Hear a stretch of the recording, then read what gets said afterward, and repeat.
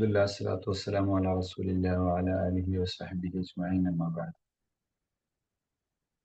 സ്നേഹമുള്ളവരെ,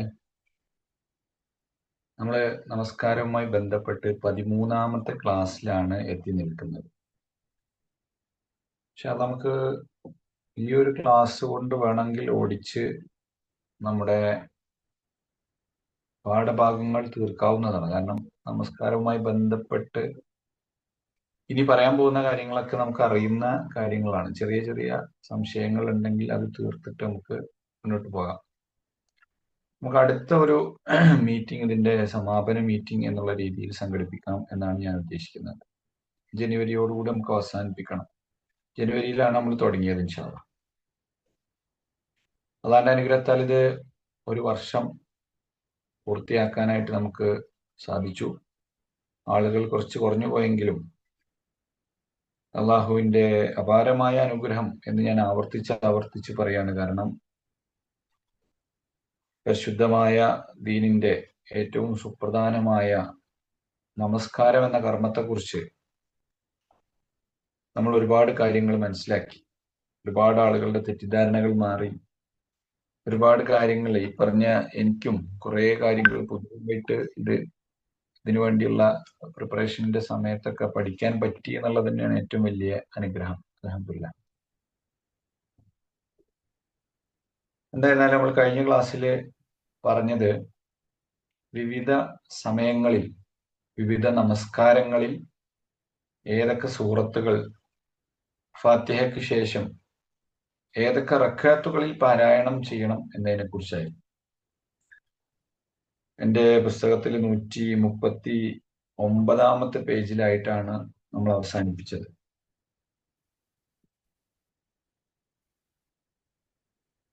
ഇനി നമുക്ക് പറയാനുള്ളത് റുക്കൂഇനെ കുറിച്ചാണ്.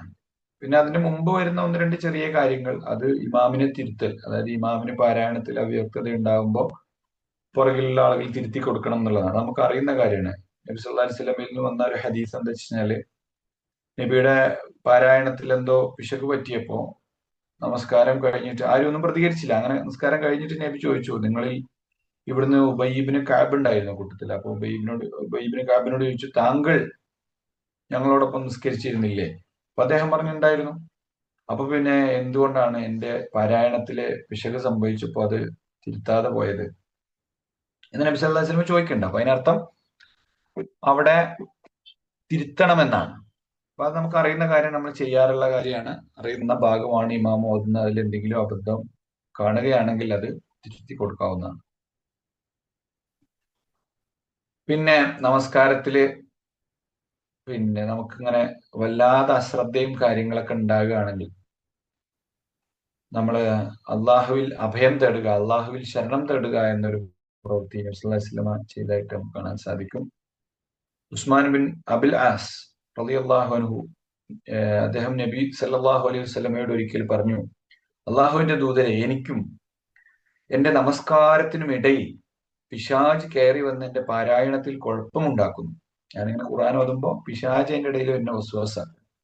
അപ്പൊ അള്ളാഹുവിന്റെ ദൂതർ നബി സല്ലല്ലാഹു അലൈഹി വസല്ലം പറഞ്ഞു, അത് ഖിൻസബ് എന്ന് പറയപ്പെടുന്ന ഒരു പിശാചാണ്. അതിനാൽ ഇനി നിനക്ക് അവനെ അനുഭവപ്പെടുകയാണെങ്കിൽ നീ അഊദു ബില്ലാഹി മിനശ് ശൈത്വാനിർ റജീം എന്ന് പറയുകയും ഇടതുവശത്തേക്ക് 3 പ്രാവശ്യം ചെറുതായി തുപ്പുകയും ചെയ്യുക എന്നാണ് റസൂൽ പറഞ്ഞത്. അതായത് ഇങ്ങനെ കാർക്കിച്ച് തുപ്പാനല്ല എന്ന് പറയില്ല നമ്മള്. അടുത്ത് നിൽക്കുന്ന ആളുകൾക്ക് ഒരു ബുദ്ധിമുട്ടുള്ളാത്ത രീതിയിൽ വായു മാത്രം പുറത്തേക്ക്, തുപ്പലോ ഉമിനീരോ ഒന്നും പുറത്തു വരാത്ത രീതിയിൽ അങ്ങനെ ചെയ്യുക എന്നത് റസൂലുള്ളാഹി സ്വല്ലല്ലാഹി അലൈഹി വസല്ലമ പറഞ്ഞ ഒരു കാര്യമാണ്. അപ്പൊ നമസ്കാരത്തിൽ അത്തരം അവസ്ഥ ഉണ്ടായപ്പോ ഇനി എല്ലാ സമയവും ഇങ്ങനെ തുപ്പിക്കൊണ്ട് നിൽക്കണം എന്നുള്ളതല്ല. വല്ലാത്ത ബുദ്ധിമുട്ടും വല്ലാതെ അസ്വസ്ഥ, നമ്മൾ ഒന്ന് ഓതി പിന്നെ തെറ്റുകൾ വന്നു സംഭവിച്ചു വീണ്ടും തിരിച്ചു ഓതി, അങ്ങനെയൊക്കെ ഒരുപാട് കാര്യം സമയത്ത് നമുക്ക് ബുദ്ധിമുട്ടുണ്ടാകുമ്പോഴാണ് യഥാർത്ഥത്തിൽ അങ്ങനെ ചെയ്യേണ്ടതെന്നാണ് പറയുന്നത്. ക്ലിയർ ആയി എന്ന് വിചാരിക്കണം. ഇനി നമ്മൾ പോകുന്നത് റുക്കൂഇലേക്കാണ്. ഈ ക്ലാസ്സിലെ ഏറ്റവും പ്രധാനപ്പെട്ട ഭാഗം റുക്കൂഅ്, സുജൂദ്. ആ റുക്കൂഇനും സുജൂദിനും ഇടയിലുള്ള ഇരുത്തം, ഇത് അതിനുശേഷമുള്ള തശഹുദിന്റെ ഇരുത്തം, ഈ കാര്യങ്ങളാണ് നമുക്ക് ഇൻഷാ അല്ലാഹ് പറയാനുള്ളത്. ഇതിലിപ്പം റുക്കൂഅ് എന്ന് പറയുമ്പോൾ എന്താണ്? റകഅ എന്ന് പറഞ്ഞാൽ കുനിഞ്ഞു എന്നൊക്കെയാണ് അർത്ഥം. ഖുർആൻ പാരായണം കഴിഞ്ഞതിന് ശേഷം നമ്മൾ നമസ്കാരം തുടങ്ങി, ഫാത്തിഹ ഓതി, ആമീൻ പറഞ്ഞു, പിന്നെ ഖുർആൻ പാരായണം ചെയ്തു അല്ലെ. ഖുർആൻ പാരായണത്തിന് ശേഷം അത് പൂർത്തിയായി കഴിഞ്ഞാൽ നബി സല്ലല്ലാഹു അലൈഹി വസല്ലം നബി സല്ലല്ലാഹു അലൈഹി വസല്ലം അല്പസമയം മൗനമായി നിൽക്കും. ശേഷം പ്രാരംഭ തക്ബീർ എന്ന അധ്യായത്തിൽ വിവരിച്ചതുപോലെ തന്റെ ഇരു കൈകളും ഉയർത്തി തക്ബീർ ചൊല്ലിക്കൊണ്ട് റുക്കൂ ചെയ്യും. ഈ പ്രാരംഭ തക്ബീർ എന്ന് പറഞ്ഞാൽ എന്താണ് അതുകൊണ്ട് ഉദ്ദേശിക്കുന്നത്? എങ്ങനെയാണോ നമസ്കാരം തുടങ്ങാൻ വേണ്ടി നമ്മൾ തക്ബീർ ചൊല്ലിയത്, നമ്മൾ കൈകൾ ഇങ്ങനെ ഉയർത്തിയിട്ട് അല്ലാഹു അക്ബർ എന്ന് പറയില്ല. നമ്മൾ പറഞ്ഞിരുന്നു ഏതുവരെ ഉയർത്താം അല്ലെ, ചെവിയുടെ അതുവരെ, തോളിന്റെ അതുവരെ അല്ലെ, ഇങ്ങനെയൊക്കെ ഉയർത്തണം എന്ന് നമ്മൾ പറഞ്ഞിട്ടുണ്ടായിരുന്നു. അതുപോലെ ഉയർത്തിയിട്ട് തക്ബീർ ചൊല്ലിക്കൊണ്ട് റുക്കൂ ചെയ്യും. അപ്പം ഇങ്ങനെ നിന്ന നിൽപ്പിൽ കൈ വെച്ചിട്ട് ഇങ്ങനെ പോവല്ല ചെയ്യേണ്ടത്, അല്ലാഹു അക്ബർ എന്ന് പറഞ്ഞിട്ട് റുക്കൂ ചെയ്യണം.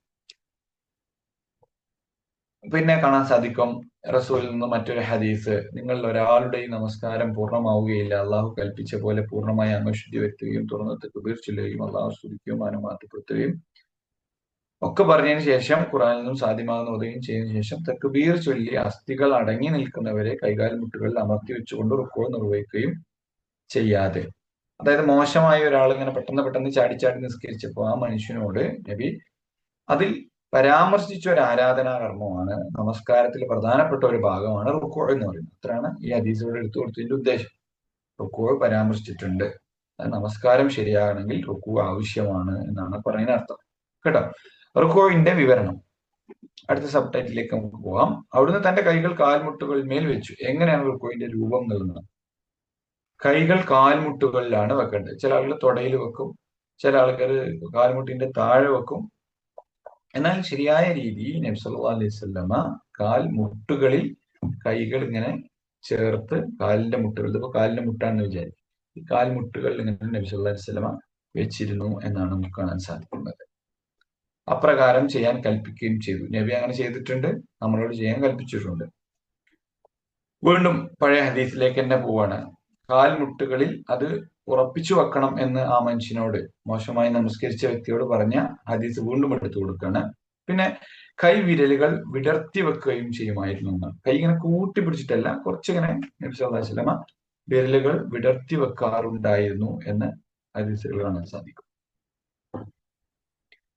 പിന്നെ നബി പറഞ്ഞൊരു ഹദീസ്, പിന്നെ നീ റുക്കൂ ചെയ്യുമ്പോൾ കൈകൾ കാൽമുട്ടുകളിൽ മേൽ വെക്കുകയും കൈവിരലുകൾ തമ്മിൽ വിടർത്തി വെക്കുകയും ശേഷം എല്ലാ അസ്ഥികളും അതിന്റെ യഥാസ്ഥാനത്ത് വരുന്നവരെ അടങ്ങി നിൽക്കുകയും ചെയ്യണം. അതായത് ഇങ്ങനെ പോവുക, അതേപോലെ സ്പീഡിൽ തിരിച്ചു വരിക, അങ്ങനെ ചെയ്യാൻ പാടില്ല. അസ്ഥികൾ അടങ്ങി നിൽക്കാന്ന് പറഞ്ഞാൽ ശരീരം ഒന്നിങ്ങനെ കാം ആൻഡ് ക്വയറ്റായിട്ട് നല്ല സമാധാനത്തിൽ കുറച്ച് സമയം അടങ്ങി നിൽക്കണം എന്നാണ് തുമഇനീനത്ത് എന്നൊക്കെ നമ്മൾ പറയുന്നത്. എല്ലാ നമസ്കാരത്തിലെ എല്ലാ കർമ്മങ്ങളിലും എന്ത് വേണം? ആ ഒരു അടക്കവും ഒതുക്കവും ഉണ്ടായിരിക്കണം. നബി സല്ലല്ലാഹു അലൈഹി വസല്ലമ വിശാലമായി നിൽക്കുകയും, അതായത് കാലുകൾ ചേർത്ത് വെക്കാതെ. കാലുകൾ എങ്ങനെയാ വെക്കേണ്ടത്? റുക്കോയിലേക്ക് പോകുമ്പോൾ ഇങ്ങനെ കാലുകൾ പരസ്പരം അടുപ്പിച്ചിട്ടാണ് ഇല്ല. കാലുകൾ നമ്മൾ നമസ്കാരത്തിൽ നിൽക്കുമ്പോൾ കാലുകൾ തമ്മിലുള്ള അകലം എത്രയാണെന്നാ പറഞ്ഞിരുന്നത്? ആരെങ്കിലും ഒന്ന് പറയോ? രണ്ട് കാലും തമ്മിലുള്ള അകലം എത്രയാണെന്നാ പറഞ്ഞിരുന്നത്?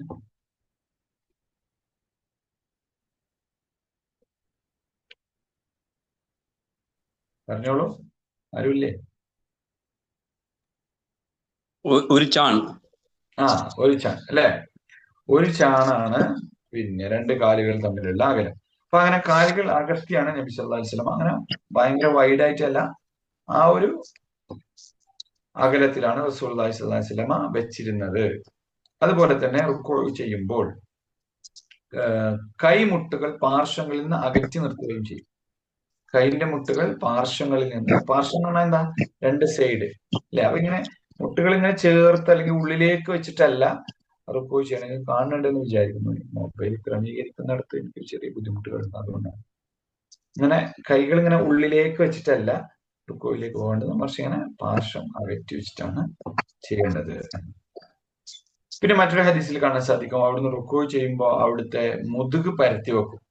അതായത് തലയും മുതുകൊക്കെ ഇങ്ങനെ ഇങ്ങനെ വളഞ്ഞുകൊണ്ടല്ല, മുതുകിങ്ങനെ സ്ട്രെയിറ്റ് ആയിട്ടാണ് നിൽക്കുന്നത്. ഇതൊക്കെ നമുക്ക് അറിയുന്ന കാര്യമാണ് അല്ലെ. എന്നിട്ട് മുതുകൾ ഇങ്ങനെ പരത്തി വെച്ച് അതിങ്ങനെ സ്റ്റഡി ആയിട്ടാണ് നബി സല്ലല്ലാഹു അലൈഹി വസല്ലമ റുക്കൂ ചെയ്യാറുണ്ടായിരുന്നത്.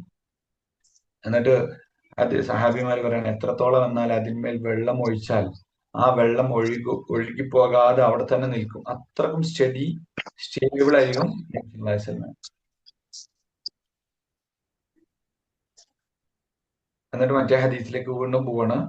മോശമായി നിസ്കരിച്ച വ്യക്തിയോട് നബി എന്ന് പറഞ്ഞിട്ടുണ്ട്, കാൽമുട്ടുകളിൽ കൈ ചേർത്ത് വെക്കാനും അടങ്ങി നിൽക്കാനും അതോടൊപ്പം മുതുക് പരത്തി വെക്കാനും റുക്കോയിൽ ഉറപ്പിച്ചു നിൽക്കാനും ഒക്കെ പറഞ്ഞതായിട്ട് കാണാം. അപ്പൊ ആ ഹദീസ് എന്താ വെച്ചാല് വളരെ മിനിമലായിട്ട് ഒരു മനുഷ്യൻ നിസ്കരിക്കുമ്പോൾ ശ്രദ്ധിക്കേണ്ട കാര്യങ്ങൾ മാത്രമാണ് മോശമായി നിസ്കരിച്ച മനുഷ്യനോട് നബി നിസ്കാരത്തിന്റെ രൂപം വിശദീകരിച്ചപ്പോ പറഞ്ഞിട്ടുള്ളത്. അപ്പൊ അതിൽ വരെ ഈ സാധനം വന്നിട്ടുണ്ടെങ്കിൽ അതിന് പ്രാധാന്യം ഉണ്ട് എന്നുള്ളത് കൊണ്ടാണ് ഇതിങ്ങനെ റിപ്പീറ്റ് പറയണേ കേട്ടോ. ശരി, ഇനി അവിടുന്ന് തല തീരെ താഴ്ത്തുകയോ, സ്ലൈഡുകളൊക്കെ ഇങ്ങനെ പോയി, ഞാൻ സമയക്കുറവുകൊണ്ടാണ് അറബി ഭാഗം വായിക്കാത്തത്. അറബി ഭാഗങ്ങൾ ഇങ്ങനെ വായിച്ചു പോകാൻ സാധിക്കും. തല ഇങ്ങനെ ഈ ഈ ഭാഗത്തെത്തുമ്പോൾ ഇതിപ്പോ തലയാണെന്ന് വിചാരിക്കാം. ഇങ്ങനെ തല ഇങ്ങനെ തല ഇങ്ങനെ പച്ച കുമ്പിട്ടിട്ടായിരുന്നില്ല നബി സല്ലല്ലാഹു അലൈഹി വസല്ലം നിന്നിരുന്നത്. അതായത് മുതുകിനേക്കാൾ ഉയരത്തിൽ ഇങ്ങനെ സുജൂദക്ക് എത്താതെ അങ്ങനെയല്ല, മറിച്ച് അങ്ങനെ കറക്റ്റ് ആയിട്ട് ഇങ്ങനെയായിരുന്നു നബി സല്ലല്ലാഹു അലൈഹി വസല്ലം റുക്കു. തല ഇങ്ങനെ ഉയർത്തിയിട്ടുമല്ല, മുതുകിനേക്കാൾ തല താഴ്ത്തും പോണ്ട, മുതുകിനേക്കാൾ തല മേലെയും പോണ്ട. ചില മടിയുള്ള ആൾക്കാരെ സംസ്കരിക്കുമ്പോൾ കാണും ഞങ്ങളുടെ എത്തൂല, എന്നിട്ട് ഇങ്ങനെ സ്റ്റഡി ആയി നിൽക്കണം. അങ്ങനെയല്ല, ചില ആൾക്കാർ ഇങ്ങനെ ഈമാൻ അങ്ങോട്ട് കൂടിയിട്ട് അങ്ങോട്ട് താഴത്തേക്ക് വീണിട്ടുണ്ടാവും. അങ്ങനെയല്ല, അങ്ങനെ ഭയങ്കര പെർഫെക്റ്റ് ആയിട്ട് റസൂലുള്ളാഹി സ്വല്ലല്ലാഹു അലൈഹി വസല്ലം അങ്ങനെയാണ് ഒരു മധ്യനിലയാണ് നബി സ്വീകരിച്ചിരുന്നത് എന്ന് നമുക്ക് കാണാൻ സാധിക്കും. പിന്നെ നമ്മൾ നേരത്തെ സൂചിപ്പിച്ച പോലെ റുക്കൂഇല് തുമഅനീനത്ത് ആവശ്യമാണ്. അവിടെയും മോശമായി പിന്നെ നമസ്കരിച്ച മനുഷ്യനോട് നബി പറഞ്ഞ ഹദീസിനെ എടുത്തു കൊടുത്തിരിക്കുന്നത്, പിന്നെ അവിടുന്ന് ഇങ്ങനെ പറയുമായിരുന്നു, നിങ്ങൾ റുക്കോഴും സുജൂദും പൂർണ്ണമായി നിർവഹിക്കുക. എന്റെ ആത്മാവ് ആരുടെ കയ്യിലാണോ അവൻ തന്നെയാണ് സത്യം. നിങ്ങൾ റുക്കോഴും സുജൂദും ചെയ്യുന്നത് ഞാൻ എന്റെ പിറകിലൂടെ കാണുന്നുണ്ട്. നബി സല്ലല്ലാഹു അലൈഹി വസല്ലം അതിങ്ങനെ കാണുന്നുണ്ട്. നിങ്ങളപ്പോ അതുകൊണ്ട് പൂർണ്ണമായിട്ട് തന്നെ നിർവഹിക്കണം. അങ്ങനെയാണ് വരിക, അതേപോലെ സ്പ്രിങ് തട്ടിയ പോലെ തിരിച്ചു പോവുക, ഇങ്ങനെ വരിക അങ്ങനെ പോവുക, അങ്ങനെയല്ല. ആരടക്കോ ഒതുക്കോ. റുക്കോ അപൂർണമായും സുജൂദ് കോഴി കൊത്തുന്നത് പോലെയും നിർവഹിച്ചുകൊണ്ട് നമസ്കരിക്കുന്ന ഒരാളെ കണ്ടപ്പോ നബി സല്ലല്ലാഹു അലൈഹി വസല്ലം പറഞ്ഞു, അയാൾ ഇതേ അവസ്ഥയിൽ മരിക്കുകയാണെങ്കിൽ മുഹമ്മദിന്റേതല്ലാത്ത ഒരു മാർഗത്തിലായിക്കൊണ്ടാണ് അവൻ മരിക്കുകയെന്ന്. അത്രമാത്രം ഗൗരവപ്പെട്ട കാര്യമാണ്. കാക്ക രക്തം കൊത്തിക്കൊണ്ടിരിക്കുന്നത് പോലെ അവന്റെ നമസ്കാരത്തെ അവൻ കൊത്തി വലിക്കുന്നു എന്നാണ്. കാക്ക അങ്ങനെ കൊത്ത വലിക്കുക, കൊത്ത വലിക്കുക, കൊത്ത വലിക്കുക, അങ്ങനെ ആവരുത് നമ്മുടെ നമസ്കാരം എന്നാണ് അള്ളാഹുവിന്റെ റസൂല് പറഞ്ഞിട്ടുള്ളത്. റുക്കൂ പൂർണ്ണമാക്കാത്തവന്റെയും സുജൂദിൽ കൊത്തിക്കൊണ്ടിരിക്കുന്നവന്റെയും ഉദാഹരണം വിശന്ന ഒരു മനുഷ്യനെ പോലെയാണ്. അവൻ ഒന്നോ രണ്ടോ കാരക്ക തിന്നും, എന്നാൽ അവൻ അത് തീരെ മതിയാകുന്നതല്ല. അതായത് പൂർണ്ണമായ റുക്കുവും സുജൂദും ഇല്ലാതെ ഒരു നിസ്കരിച്ചു കഴിഞ്ഞാല് വിശന്നിട്ട് ഒന്നോ രണ്ടോ കാരക്ക മാത്രം കഴിക്കുന്ന ഒരു മനുഷ്യനെ പോലെയാണ്. അതായത് നമ്മള് ആ ഒരു ഭക്ഷണത്തിന് ആവശ്യമുള്ളവനാണ്.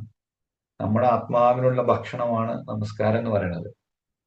നമ്മുടെ ആത്മാവ് വിശന്നിരിക്കുകയാണ്, എന്നിട്ട് നമ്മളിങ്ങനെ ചടപടാന്ന് പറഞ്ഞ് വേഗം റുക്കുവും സുജൂദും കുമ്പിട്ട് നിർന്നു പോരുന്ന ആ സ്വഭാവം നല്ലതല്ല. അതിനെ വളരെ ഫിലോസഫിക്കൽ ആയിട്ടുള്ള ഒരു ഉദാഹരണത്തിലൂടെയാണ് നബി പറഞ്ഞു തരുന്നത്. എടാ, വിശന്നിരിക്കുന്ന ഒരു മനുഷ്യന് ഒന്നോ രണ്ടോ കാരക്ക കിട്ടിയോണ്ട് വല്ലതും കാര്യമുണ്ടോ? ഇല്ലല്ലോ. നിങ്ങൾക്കൊക്കെ അത് ആവശ്യമാണ്. ഒന്ന് അടങ്ങി ഒതുങ്ങി ഈ കാര്യങ്ങൾ ചെയ്തു നോക്കൂ എന്നാണ് റസൂലുള്ളാഹി സ്വല്ലല്ലാഹു അലൈഹി വസല്ലമ പറഞ്ഞതിനുള്ള അർത്ഥം. അബൂ ഹുറൈറ റളിയല്ലാഹു അൻഹു പറയാണ്, നമസ്കാരത്തിൽ കോഴി കൊത്തുപോലെ കൊത്തുന്നതും കുറുക്കനെ പോലെ അങ്ങും ഇങ്ങും നോക്കുന്നതും കുരങ്ങിനെ പോലെ ചമ്രം പടിഞ്ഞിരിക്കുന്നതും എന്റെ ഉറ്റ സുഹൃത്ത് എന്നോട് വിരോധിച്ചു വന്നു. അബൂ ഹുറൈറ റളിയല്ലാഹു അൻഹു ഉറ്റ സുഹൃത്താര നബി സല്ലല്ലാഹു അലൈഹി വസല്ലമയെ കുറിച്ചാണ് ആ പറഞ്ഞത് കേട്ടോ.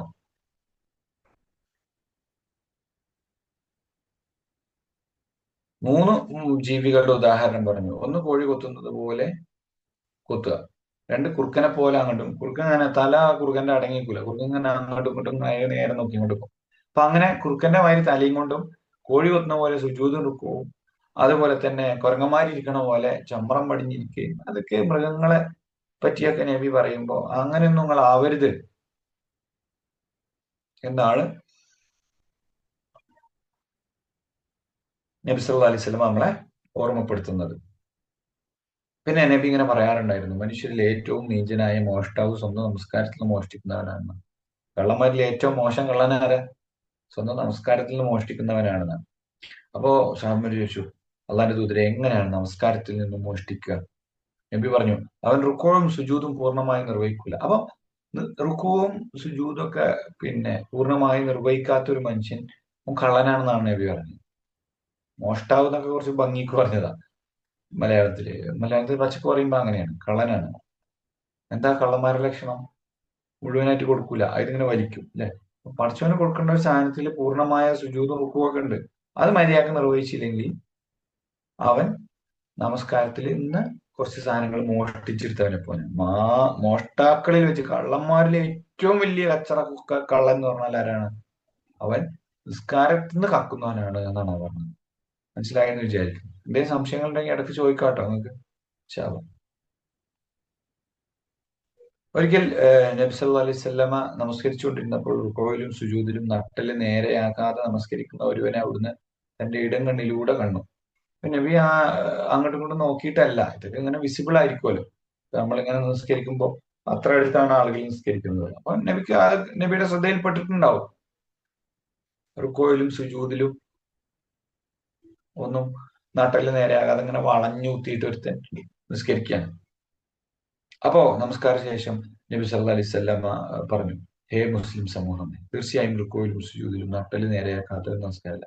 മോനെ അങ്ങനെ വിളിച്ചിട്ട്, ഇയാളുടെ അമ്മൂത് വളച്ച് നിസ്കരിച്ചു, എന്റെ നട്ടലിന് എന്താടാ പറ്റിയേ, എന്റെ നട്ടലിന്റെ സ്ഥാനത്ത് എന്താ വാഴപ്പിണ്ടിയാണോ എന്ന് ചോദിച്ചിട്ട് പരസ്യമായി അപമാനിക്കല്ല നബി സല്ലല്ലാഹു അലൈഹി വസല്ലം ചെയ്ത്. മറിച്ച് നബി എന്താ ചെയ്ത്? ഹേ മുസ്ലിം സമൂഹമേ, അങ്ങനെയാണ് ചെയ്തവന് മനസ്സിലായിട്ടുണ്ട് എന്താ നബി പറഞ്ഞ, ആരോടാ പറഞ്ഞ, കൊള്ളേണ്ട അടുത്ത് കൊണ്ടിട്ടുണ്ട്. എന്താ നബി അവനെ മനുഷ്യന്മാരുടെ ഇടയിലിട്ട് വഷളാക്കിയിട്ടുമില്ല, അവനെ മോശക്കാരനാക്കി ചിത്രീകരിച്ചിട്ടില്ല അല്ലെ. അങ്ങനെയാണ് നബിയുടെ ഒരു ഉപദേശത്തിന്റെ രീതി എന്ന് പറഞ്ഞു കഴിഞ്ഞാൽ, മുസ്ലിം സമൂഹമേ, നിങ്ങൾ തീർച്ചയായും നട്ടല് നേരെയാക്കണം.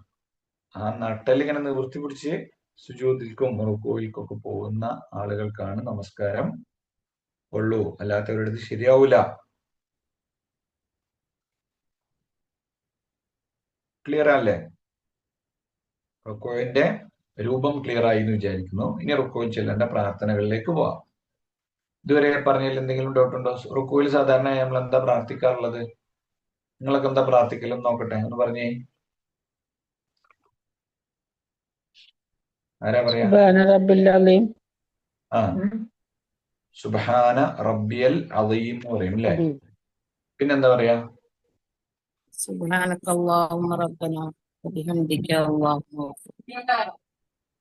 ഇത് എങ്ങനെയൊക്കെയാ പറയല്? എത്ര പ്രാവശ്യം പറയും? എന്തൊക്കെയാ പറയല്? 3 പ്രാവശ്യം. 3 പ്രാവശ്യം. ഓക്കെ. അപ്പൊ നമുക്കിതില് പല ഹദീസുകളിൽ പല പല പ്രാർത്ഥനകൾ ആയിട്ട് വന്നിട്ടുണ്ട്. എല്ലാ പ്രാർത്ഥനയൊന്നും വേണ്ട, നമ്മൾ ഈ 2 പ്രാർത്ഥനയാണ് പ്രധാനമായിട്ടും അതിന്റെ ആശയവും കാമ്പും ഒക്കെ ഉൾക്കൊള്ളുന്ന പ്രാർത്ഥന എന്ന് പറയുന്നത്. നമുക്കതൊന്ന് ഓടിച്ചു നോക്കാം.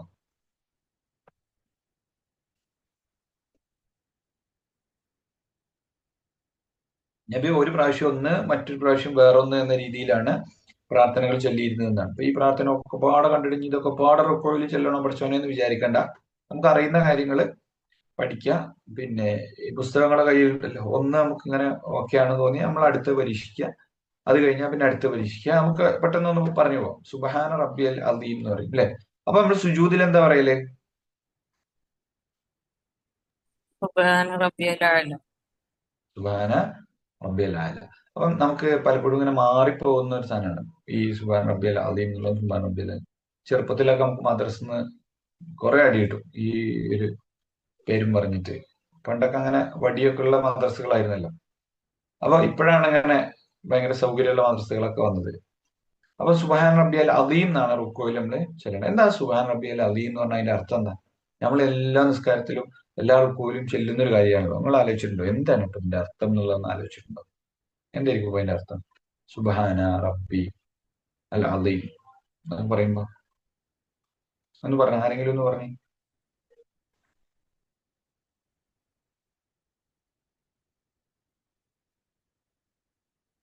അസ്കാർ ഫിർ റുക്കൂ എന്ന് പറഞ്ഞ സ്ലൈഡ് ഉണ്ട്, അതിട്ടോ.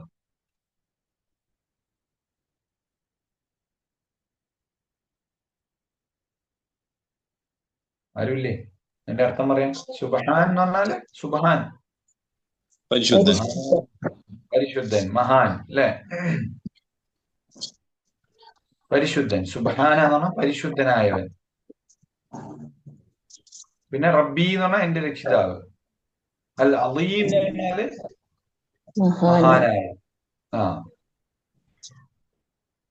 അപ്പൊ അറബി എപ്പോഴും ഇവിടുന്ന് ഇങ്ങോട്ടാണ് അർത്ഥം പറയാൻ.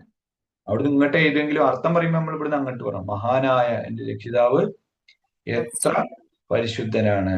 അതെ, മഹാനായ, അതന്നെ സുബ്ഹാന റബ്ബിയൽ അദീം. സലാസ മർറാത്ത് അവിടെ കാണാൻ സാധിക്കും. 3 പ്രാവശ്യം. എത്ര പ്രാവശ്യ നിങ്ങൾ ചെല്ലാറുള്ളത്? 3 പ്രാവശ്യം. 3 പ്രാവശ്യം. Okay, very good. അപ്പൊ 3 പ്രാവശ്യം നബി, ചില സമയത്ത് നബി എന്ത് ചെയ്യും? 3-ൽ കൂടുതലും പ്രാർത്ഥിക്കാറുണ്ട്. അപ്പൊ 3 പ്രാവശ്യം പ്രാർത്ഥിക്കുക എന്നുള്ളതാണ് മര്യാദ. ഇനിയിപ്പോ ഒരാൾക്ക് 3 പ്രാവശ്യം പ്രാർത്ഥിക്കാൻ ചൊല്ലാൻ സമയമില്ലെങ്കിൽ 1 പ്രാവശ്യം ചൊല്ലിയാലും മതി കേട്ടോ.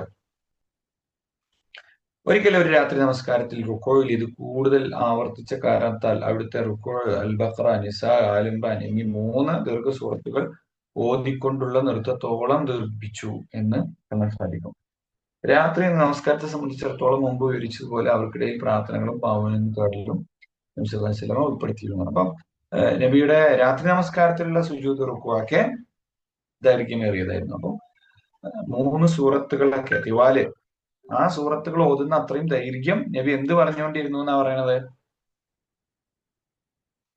സുബ്ഹാന റബ്ബിയൽ അദീം, സുബ്ഹാന റബ്ബിയൽ അദീം പറഞ്ഞുകൊണ്ടേയിരുന്നു എന്നുള്ളതാണ് കേട്ടോ. അത്രയും നോക്കുക, അത്രയും കൂടുതൽ സമയം റസൂല് അത് പറഞ്ഞു എന്ന് പറയുമ്പോ നബിന്റെ റുക്കോവിന്റെ ദൈർഘ്യം എത്രയായിരിക്കും? പിന്നെ അടുത്തൊരു സുബ്ഹാന റബ്ബിയൽ അദീം, അതിന്റെ കൂടെ ഒരു വാലും കൂടി നബി ചേർത്ത് പറയാറുണ്ടായിരുന്നു എന്ന് ഹദീസിൽ വന്നിട്ടുണ്ട്. വബിഹംദിഹി, വബിഹംദിഹി, സുബ്ഹാന റബ്ബിയൽ അദീം വബിഹംദിഹി, പരിശുദ്ധനായ എന്റെ രക്ഷിതാവിനെ ഞാൻ മഹത്വപ്പെടുത്തുന്നതോടൊപ്പം ഞാൻ അവനെ സ്തുതിക്കുകയും ചെയ്യുന്നു എന്ന് നബി 3 പ്രാവശ്യം പറഞ്ഞിട്ടുണ്ട്. സബ്ബൂഹൻ ഖുദ്ദൂസുൻ റബ്ബുൽ മലായികത്തി വറൂഹ് എന്ന് മലക്കുകളുടെയും റൂഹിന്റെയും രക്ഷിതാവ് പരിശുദ്ധനും സ്തുത്യർഹനും എന്ന പ്രാർത്ഥനയും നബി സല്ലല്ലാഹു അലൈഹി വസല്ലമ പ്രാർത്ഥിച്ചതായി. സുബ്ബൂഹ എന്നാൽ എല്ലാ തിന്മകളിൽ നിന്നും രക്ഷപ്പെട്ടവൻ എന്നാണ്, പടച്ചവനെ പറ്റിയാണ് പറയുന്നത്. ഖുദ്ദൂസ് എന്ന് പറഞ്ഞാൽ അനുഗ്രഹീതൻ അല്ലെങ്കിൽ പരിശുദ്ധൻ എന്നും പറയപ്പെടുന്നു. ഇബ്നു സീദ പറഞ്ഞു, സുബ്ബൂഹും ഖുദ്ദൂസും അള്ളാഹുവിന്റെ വിശേഷണങ്ങളിൽപ്പെട്ടതാണ്. അതുകൊണ്ട് തന്നെ അവനെ പരിശുദ്ധനെന്നും അനുഗ്രഹീതനെന്നും പറയുന്നു. ഓക്കെ, സുബ്ബൂഹുൻ ഖുദ്ദൂസുൻ റബ്ബുൽ മലായികത്തി വറൂഹ് എന്ന് നബി സല്ലല്ലാഹു അലൈഹി വസല്ലം ചില സന്ദർഭങ്ങളിൽ പറഞ്ഞതായിട്ട് കാണാൻ സാധിക്കും. അതുപോലെ തന്നെ മറ്റു ചില സന്ദർഭങ്ങളിൽ സുബ്ഹാനക്കല്ലാഹുമ്മ റബ്ബനാ വബിഹംദികല്ലാഹുമ്മ ഗ്ഫിർലി എന്നും നമ്മളൊക്കെ പ്രാർത്ഥിക്കുന്ന പ്രാർത്ഥന. അള്ളാഹുവെ നിന്നെ സ്തുതിക്കുന്നതോടൊപ്പം ഞാൻ നിന്നെ പരിശുദ്ധപ്പെടുത്തുന്നു. അള്ളാഹുവേ ഇഗ്ഫിർലി, നീ എനിക്ക് പുറത്തു തരണമേ. ഖുർആനിന്റെ വ്യാഖ്യാനം എന്നോണം ഇത് അവിടുത്തെ റുക്കോയിലും സുജൂദിലും ഒക്കെ നബി സല്ലല്ലാഹു അലൈഹി വസല്ലമ പ്രാർത്ഥിച്ചിരുന്ന പ്രാർത്ഥന. സുബ്ഹാനക്കല്ലാഹുമ്മ റബ്ബനാ വബിഹംദികല്ലാഹുമ്മ ഗ്ഫിർലി, ഈ പ്രാർത്ഥന സുജൂദിലും റുക്കൂയിലും ചെല്ലാൻ പറ്റിയ പ്രാർത്ഥന. അപ്പൊ ഇവിടെ 2 കാര്യം എന്നല്ലേ, നെയ്യപ്പം നിന്നാൽ 2 കാര്യം എന്ന് പറഞ്ഞാൽ ഈ പ്രാർത്ഥന പഠിച്ചാൽ 2 കാര്യം. എന്തൊക്കെ 2 കാര്യങ്ങൾ? ഒന്ന്, റുക്കോയിൽ അത് ചെല്ലാം. പിന്നെ എവിടെ കൊണ്ട് ചെല്ലാം? സുജൂദിലും ഇതേ പ്രാർത്ഥന തന്നെ നമുക്ക് ചെല്ലാൻ പറ്റും. അപ്പൊ അതുകൊണ്ട് ഈ പ്രാർത്ഥന പഠിച്ചാൽ 2 കാര്യം കേട്ടോ.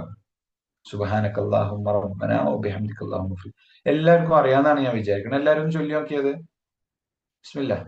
ആ, എല്ലാരും ഒന്നിച്ച് മൈക്കൊക്കെ കാണാൻ ഞെട്ടട്ടെ ക്ലാസ് റൂം, ഉറക്കൊക്കെ പോട്ടെ. سبحانك اللهم ربنا وبحمدك اللهم اغفر لي. اللهم ربنا وبحمدك പോരാ, സൗണ്ട് പോരാ. اللهم وبحمدك اللهم اغفر لي اللهم ربنا وبحمدك وبحمدك. اللهم اغفر لي. ആ, ഉഷാർ, മാഷാ അല്ലാഹ്. ഇനി അതുപോലെ നബി പ്രാർത്ഥിച്ചിരുന്ന മറ്റൊരു പ്രാർത്ഥനയാണ് അല്ലാഹുമ്മ ലക റകഅതു. അല്ലാഹു നിനക്ക് വേണ്ടി ഞാനിതാ റുകൂ ചെയ്യുന്നു. വബിക ആമൻതു. അല്ലാഹുവേ നിന്നിൽ ഞാൻ വിശ്വസിച്ചിരിക്കുന്നു. വലക അസ്ലംതു. നിന്നിലേക്ക് ഞാൻ കീഴൊതുങ്ങിയിരിക്കുന്നു. അൻത റബ്ബി ഖശഅ ലക സമഇ വബസരി വമുഖി വഅദ്മി. എന്റെ അസ്ഥികൾ, എന്റെ ബുദ്ധി, എന്റെ കാഴ്ച, എന്റെ കേൾവി എല്ലാം നിനക്ക് ഭയപ്പെട്ടുകൊണ്ട് കീഴ്പ്പെടുകയും ചെയ്തിരിക്കുന്നു. അപ്പൊ റിവായത്തിൽ വേറൊരു റിപ്പോർട്ടിലുള്ളത് വഇദാമി എന്നാണ്, വഅസ്ബി. എന്റെ അൾമി എന്നുള്ളതും വഇദാമി എന്നുള്ളതും വന്നതായിട്ട് വിവിധ ഹദീസുകളിൽ കാണാൻ സാധിക്കും കേട്ടോ. വഅസ്ബി എന്നാണ് മറ്റൊരു പദം. അസബി എന്ന് പറഞ്ഞാൽ എന്താണ്? എന്റെ പേശികൾ, എന്റെ പാദങ്ങൾ നിലക്കൊള്ളും. എന്റെ പാദങ്ങൾ ഉൾക്കൊള്ളുന്നതല്ല. ഇത് ഈ ബ്രാക്കറ്റിലിട്ട് കൊടുത്തിരിക്കണ എന്തിനാ? നമ്മൾ മുമ്പ് പറഞ്ഞിട്ടുണ്ട്. അതിനെ ബ്രാക്കറ്റ് ഇങ്ങനെ ഇടയ്ക്കിടക്കൂടെ ബ്രാക്കറ്റ് ഇട്ട് കൊടുത്തിരിക്കണേ.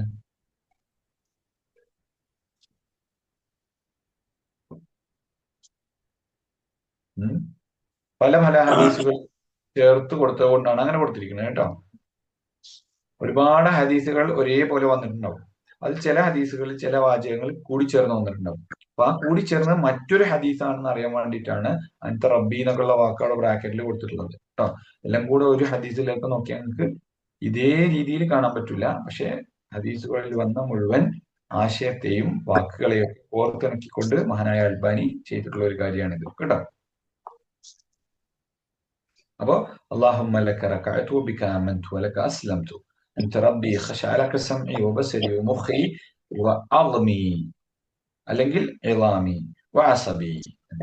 എന്റെ എല്ലാ പേശികളും അസ്ഥികളും മസ്തിഷ്കവും കാഴ്ചയും ഒക്കെ അള്ളാഹുവേ നിനക്ക് ഭയപ്പെട്ടുകൊണ്ട് കീഴ്പ്പെട്ടിരിക്കുന്നു എന്ന് പറഞ്ഞാൽ അള്ളാന്റെ മുമ്പിൽ കുമ്പിടുകയാണ് നമ്മൾ അല്ലേ. അള്ളാന്റെ മുമ്പിൽ നമ്മളെല്ലാ അഹങ്കാരവും മാറ്റി വെച്ചുകൊണ്ട് നമ്മൾ ഇങ്ങനെ അള്ളാഹുവിന് മുന്നിൽ കുനിയാണ് അല്ലെ. പാട്ട് കേട്ടില്ല നിങ്ങള്? അഭയം വിശാലം അവിടുത്തെ ആലയം, അതിൽ വന്ന് കുനിയുമ്പോൾ ആനന്ദം. അവിടെ നമ്മൾ കുനിയുമ്പോൾ നമുക്ക് കിട്ടുന്ന ആനന്ദമാണത്. അവിടെ നമ്മുടെ അസ്ഥികളെ, പേശികളെ, നമ്മുടെ കണ്ണിനെ, കാഴ്ചയെ, നമ്മുടെ തലയെ, മസ്തിഷ്കത്തെ ഒക്കെ അള്ളാന്റെ മുമ്പിൽ ഇങ്ങനെ കുനിച്ചു നിർത്താൻ അല്ലെ. അപ്പൊ അതാണ് ആ പ്രാർത്ഥനയുടെ പൊരുൾ എന്ന് പറഞ്ഞത്. വേറൊരു പ്രാർത്ഥന അല്ലാഹുമ്മ ലക റകഅതു ബിക ആമൻതു വലക അസ്ലംതു അലൈക തവക്കൽതു. ഞാൻ നിന്നിൽ ബലമേൽപ്പിച്ചു. അലൈക തവക്കൽതു എന്നുള്ള ഒരു വാക്ക് ഇവിടെ അഡീഷണലായി വന്നിട്ടുണ്ട്. അൻത റബ്ബി ഖശഅ സമഇ വബസരി വദമി വലഹ്മി. ദമും ലഹ്മും ഒക്കെ ഇവിടെ അധികം വന്നിട്ടുണ്ട് അല്ലെ. ദമും ലഹ്മും എന്ന് പറഞ്ഞാൽ രക്തവും മാംസവും. അപ്പൊ എന്റെ ശരീരത്തിൽ ഭൗതികമായുള്ള എന്റെ മസ്തിഷ്കം അടക്കം എല്ലാ സാധനങ്ങളെയും ഞാനിത് അള്ളാഹുവെ നിന്റെ മുന്നിൽ വന്ന് കുമ്പിടുകയാണ് എന്ന്. അള്ളാഹുവിലേക്ക് നമ്മൾ അങ്ങനെ പറഞ്ഞുകൊണ്ട് കുമ്പിടുമ്പോ, അള്ളാന്റെ മുമ്പിൽ ഇങ്ങനെ കുനിഞ്ഞു നിൽക്കുമ്പോ അള്ളാഹുവിലേക്ക് നമ്മൾ എത്രമാത്രം കീഴ്പ്പെട്ടു നിൽക്കുന്നു എന്നത് നമ്മുടെ മനസ്സിൽ ഇങ്ങനെ ഒന്നും അറിയണം. അതാണ് ആ നമസ്കാരത്തിന്റെ ആനന്ദം എന്ന് പറഞ്ഞു കഴിഞ്ഞാൽ. എന്റെ ചിന്തയും എന്റെ കഴിവും എന്റെ പ്രതാപവും എത്ര വലിയ മനുഷ്യനാണെങ്കിലും അല്ലെ, വലിയ അധികാരിയാണെങ്കിലും, വലിയ നായകനാണെങ്കിലും, വലിയ സ്റ്റാർ ആണെങ്കിലും, വീട്ടിലെയും നാട്ടിലേക്ക് വലിയ പരമാധികാരിയാണെങ്കിലും നമ്മൾ അള്ളാന്റെ മുമ്പിൽ വന്ന് ഇങ്ങനെ കുമ്പിട്ട് നിന്നിട്ട് ഇങ്ങനെ പറയാണ് സുബ്ഹാനക അല്ലാഹുമ്മ വബിഹംദിക എന്നൊക്കെ പറഞ്ഞ അള്ളാഹുവിന്റെ മുമ്പിൽ ലക അസ്ലംതു വബിക ആമൻതു അല്ലെ. അല്ലാഹുമ്മ ലക റകഅതു, ഞാനിതാ നിനക്ക് മുമ്പിൽ കുനിയുന്നു. വബിക ആമൻതു, നിന്നിൽ ഞാൻ വിശ്വസിക്കുന്നു. വലക അസ്ലംതു, നിന്നിലേക്ക് ഞാൻ സമ്പൂർണമായി എന്നെ സമർപ്പിക്കുന്നു. അലൈക തവക്കൽതു, നിന്നിൽ ഞാൻ ഭരമേൽപ്പിക്കുന്നു. അൻത റബ്ബി, നീയാണ് എന്റെ റബ്ബ്. ഖശഅ, ഭയപ്പെട്ട് കീഴ്പ്പെട്ടിരിക്കുന്നു. സമഇ, എന്റെ കാഴ്ച, എന്റെ കേൾവി. സമഅ എന്ന് പറഞ്ഞാല് കേൾവി. വബസരി എന്ന് പറഞ്ഞാല് എന്റെ കാഴ്ച. വദമി എന്ന് പറഞ്ഞാൽ എന്റെ രക്തം. വലഹ്മി എന്ന് പറഞ്ഞാൽ എന്റെ മാംസം. വഅദ്മി എന്ന് പറഞ്ഞാല് എന്റെ അസ്ഥികൾ. വഅസബി എന്ന് പറഞ്ഞാൽ എന്റെ പേശികൾ. മറ്റൊരു പ്രാർത്ഥന, ഏഴാമത്തെ ഒരു രീതി എന്ന് പറയുന്നത് സുബ്ഹാന ദിൽ ജബറൂതി വൽ മലകൂതി വൽ കിബ്രിയാഇ വൽ അളമ. സുബ്ഹാന ദിൽ ജബറൂത് വൽ മലകൂത് വൽ കിബ്രിയാഇ വൽ അളമ. സർവാധിപത്യം. ദിൽ ജബറൂത്ത് എന്ന് പറഞ്ഞാല് സർവാധിപത്യം. വൽ മലകൂത്ത്, രാജാധികാരം. വൽ കിബ്രിയാ, കിബ്രിയ എന്ന് പറഞ്ഞാല് കിബറാണ്, അഹങ്കാരം. കിബിരിയ എന്ന് പറഞ്ഞാല് ഔന്നിത്യം എന്നൊക്കെ നമ്മൾ പറയും. അഹങ്കാരം നമ്മൾ പറയണ്ട. പഠിച്ചവനെ അഹങ്കരിക്കാനുള്ള എല്ലാ റൈറ്റും ഉണ്ട്. പക്ഷെ നമ്മൾ അഹങ്കാരം നെഗറ്റീവ് വേർഡായിട്ടാണ് പലപ്പോഴും നമ്മൾ പറയാറുള്ളത്. പക്ഷെ അള്ളാഹ്ക്ക് കിബിർ അനുവദിക്കപ്പെട്ട കാര്യമാണ്. മനസ്സിലായില്ലേ? അപ്പൊ കിബിരിയ ഇതൊക്കെയുള്ള അള്ളാഹുവിന് വൽ അലമ, മഹത്വം, കിബിരിയ മേന്മ, ഇതൊക്കെയുള്ള അള്ളാഹുവിന് ഞാൻ എന്ത് ചെയ്യുന്നു? മഹത്വപ്പെടുത്തുന്നു.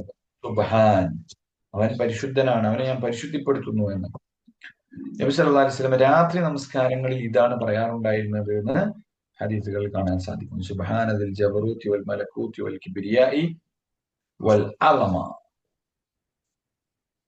ഒന്ന് പറഞ്ഞു നോക്കി. സുബ്ഹാനദിൽ ജബറൂത് വൽ മലകൂത് വൽ കിബ്രിയാ വൽ അലമ. പറഞ്ഞു നോക്കി.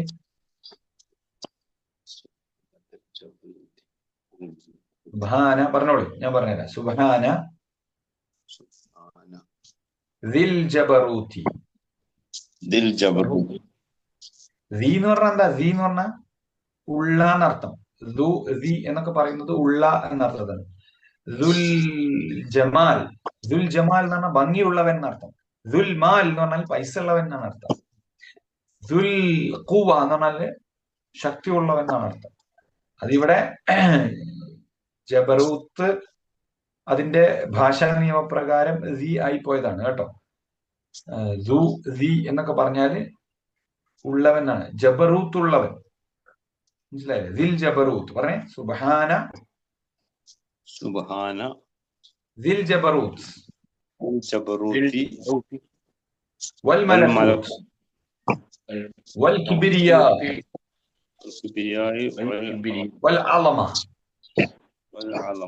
നല്ല കനുള്ള വാക്കുകളാണ്. നല്ല കനത്തിൽ പറയും. നിങ്ങൾ എന്താണ് ഒരു ഉഷാറില്ലാത്തത്? സുബ്ഹാനദിൽ ജബറൂതി വൽ മലകൂതി വൽ കിബ്രിയാഇ വൽ അലമ. പടച്ചോന്റെ വിശേഷണങ്ങളാണ് ഈ പറയുന്നത്. ദിൽ ജബറൂത്ത് എന്നൊക്കെ പറയുമ്പോ കുലുങ്ങണം. അത്രക്ക് വലിയ വാക്കാണ്. ജബ്ബാർ എന്നൊക്കെ പറഞ്ഞാൽ എന്താ പറയാ? പോക്കിരി എന്നാണ് അതിന്റെ അർത്ഥം. പച്ച മലയാളത്തിൽ നമ്മൾ പറയുകയാണെങ്കിൽ പോക്കിരിയാണെന്നാണ് പറയുക. ജബ്ബാർ ആണെന്ന് പറയില്ല. ജബറൂത്ത് പരമാധികാരം. പരമാധികാരം എന്ന് പറഞ്ഞാൽ ഒരു മനുഷ്യന് അനങ്ങാൻ പറ്റാത്ത അധികാരം. അതാണ് ജബ്ബാർ എന്ന് പറഞ്ഞാൽ. പരമാധികാരിയാണ്, വലിയ അധികാരം. സർവാധിപത്യം എന്നൊക്കെ മലയാളത്തിൽ നമുക്ക് നന്നാക്കി പറയാം. സർവാധിപത്യം, എല്ലാത്തിനെ കുറിച്ചുള്ള ആധിപത്യം. അതാണ് ദിൽ ജബറൂത്ത് വൽ മലകൂത്ത്. അല്ലെ? മലക്കൂത്ത് എന്ന് പറഞ്ഞാൽ മലിക്ക്, രാജാവ്, രാജാധികാരം. വൽ കിബ്രിയാ എല്ലാ മേന്മകളും. വൽ അലമ എല്ലാ മഹത്വങ്ങളും ഉള്ളവനാണ് ആ അള്ളാഹുവിന്. സുബ്ഹാൻ, അവനാണ് എന്റെ സുബ്ഹാൻ. സുബ്ഹാൻ എന്ന് പറഞ്ഞാൽ പരിശുദ്ധൻ. നബി രാത്രി നമസ്കാരങ്ങളിൽ പ്രാർത്ഥിക്കാറുള്ളതാണ്. ഒന്ന് പറഞ്ഞു നോക്കിയാൽ. സുബ്ഹാനദിൽ ജബറൂതി വൽ മലകൂതി വൽ കിബ്രിയാഇ വൽ അലമ. സുബ്ഹാനല്ലാഹി ദിൽ ജബറൂതി വൽ മലകൂതി വൽ കിബ്രിയാഇ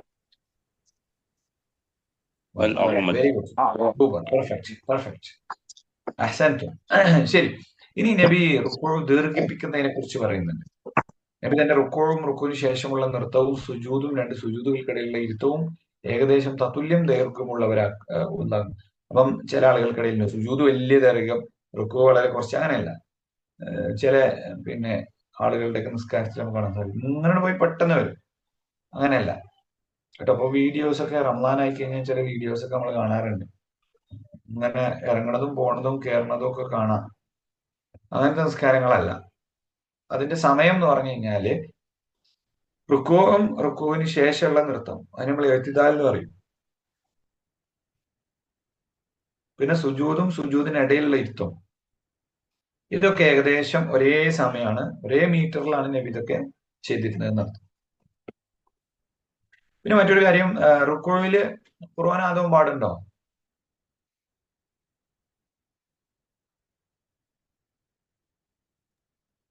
ഹലോ, റുക്കുവിൽ ഖുർആൻ ഓതാൻ പാടുണ്ടോ?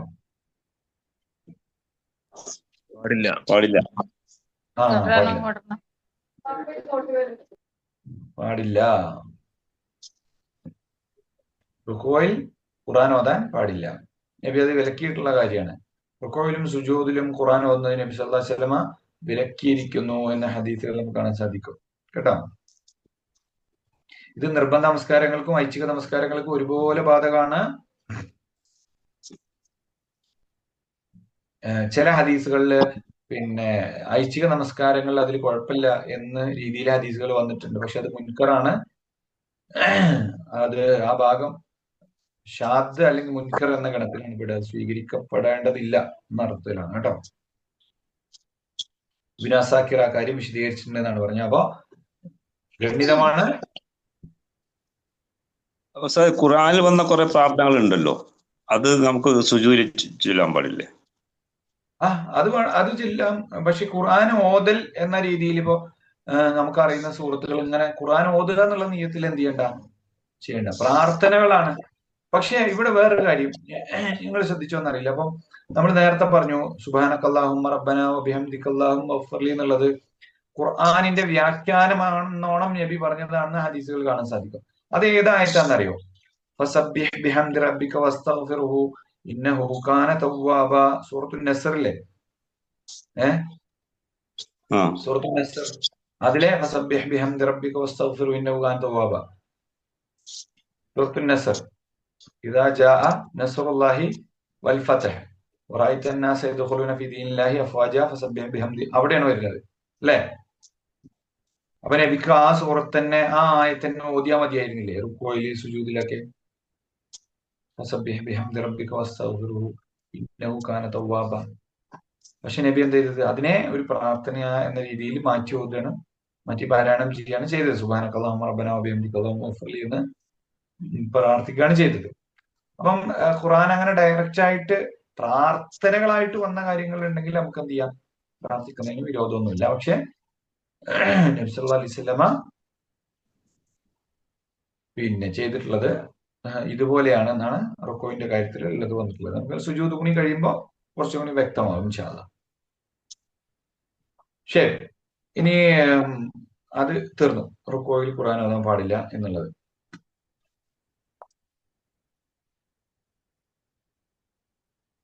പിന്നെ വേറെ കാര്യം പറഞ്ഞത്, റുക്കൂഇൽ നിങ്ങൾ നിങ്ങളുടെ രക്ഷിതാവിന്റെ മഹത്വത്തെ വാഴ്ത്തുക.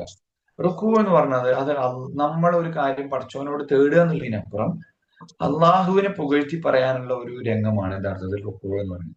നമ്മളെ അള്ളാഹിന്റെ മുന്നിൽ ഇങ്ങനെ കുമ്പിട്ട് നിന്നിട്ട് അള്ളാഹിനോടുള്ള ഒരു വിധേയത്വം കാണിക്കുന്നതിനോടൊപ്പം അള്ളാഹുവിനെ പുകഴ്ത്തി പറയാം, അതിനുള്ള ഒരു അവസരമാണ് ഇത് റുക്കൂ. എന്നാൽ സുജൂദ് നമ്മൾ നമ്മുടെ പ്രാർത്ഥനകൾ അവതരിപ്പിക്കാനുള്ള ഒരു സ്ഥലം കൂടിയാണ് എന്നുള്ളതാണ് മനസ്സിലാക്കേണ്ടത്. ആ ഒരു വ്യത്യാസം നബി സല്ലല്ലാഹു അലൈഹി വസല്ലമയുടെ പ്രവൃത്തികളിൽ ഉണ്ടായിരുന്നു എന്നാണ് ഹദീസുകൾ കാണാൻ സാധിക്കുന്നത്. അതുകൊണ്ടാണ് നബി പറയുന്നത് സുജൂദാണ് ഉത്സാഹപൂർവ്വം നിങ്ങൾ പ്രാർത്ഥിക്കേണ്ട ഘട്ടം. അവിടെ നിങ്ങളുടെ പ്രാർത്ഥന സ്വീകരിക്കപ്പെടാൻ കൂടുതൽ ഉചിതമായ സമയമാണ് എന്നുള്ളത് പറഞ്ഞായിട്ട് കാണാൻ സാധിക്കും. പിന്നെ മറ്റൊരു കാര്യം, ഈ ഇപ്പം നിരവധി പ്രാർത്ഥനകൾ നമ്മൾ പറഞ്ഞു, എല്ലാ പ്രാർത്ഥനയും ഒന്നിച്ച് റുക്കോയിൽ ചെല്ലേണ്ടതല്ല, അങ്ങനെ നമ്മൾ മനസ്സിലാക്കുക കേട്ടോ. അങ്ങനെ നബിയിൽ നിന്നൊരു സുന്നത്ത് വന്നിട്ടില്ല. അപ്പം ഇത്രയും പ്രാർത്ഥന ഉണ്ടെന്ന് ഞാൻ ആദ്യം മുതൽ അവസാനം വരെ അങ്ങോട്ട് ചെല്ലട്ടെ എന്ന രീതിയിൽ ഒന്നിൽ ഒന്ന് അടുത്തതിൽ മറ്റൊന്ന് എന്ന രീതിയാണ് ഏറ്റവും നല്ലത്. ഇനിയിപ്പോ ഒന്ന് തന്നെ ഒരാൾക്ക് അറിയുമെങ്കിൽ അതന്നെ എല്ലാത്തിലും ചെല്ലി കഴിഞ്ഞാൽ കുഴപ്പമൊന്നുമില്ല. ശരി, ഇത്ര മതി തോന്നുന്നു. ഇനി നമുക്ക് ഇഅ്തിദാലിലേക്ക് പോകാം. റുക്കൂയിൽ എന്തെങ്കിലും സംശയങ്ങൾ ഉണ്ടെങ്കിൽ നമുക്ക് ചോദിക്കാം ഇൻഷാ അല്ലാഹ്.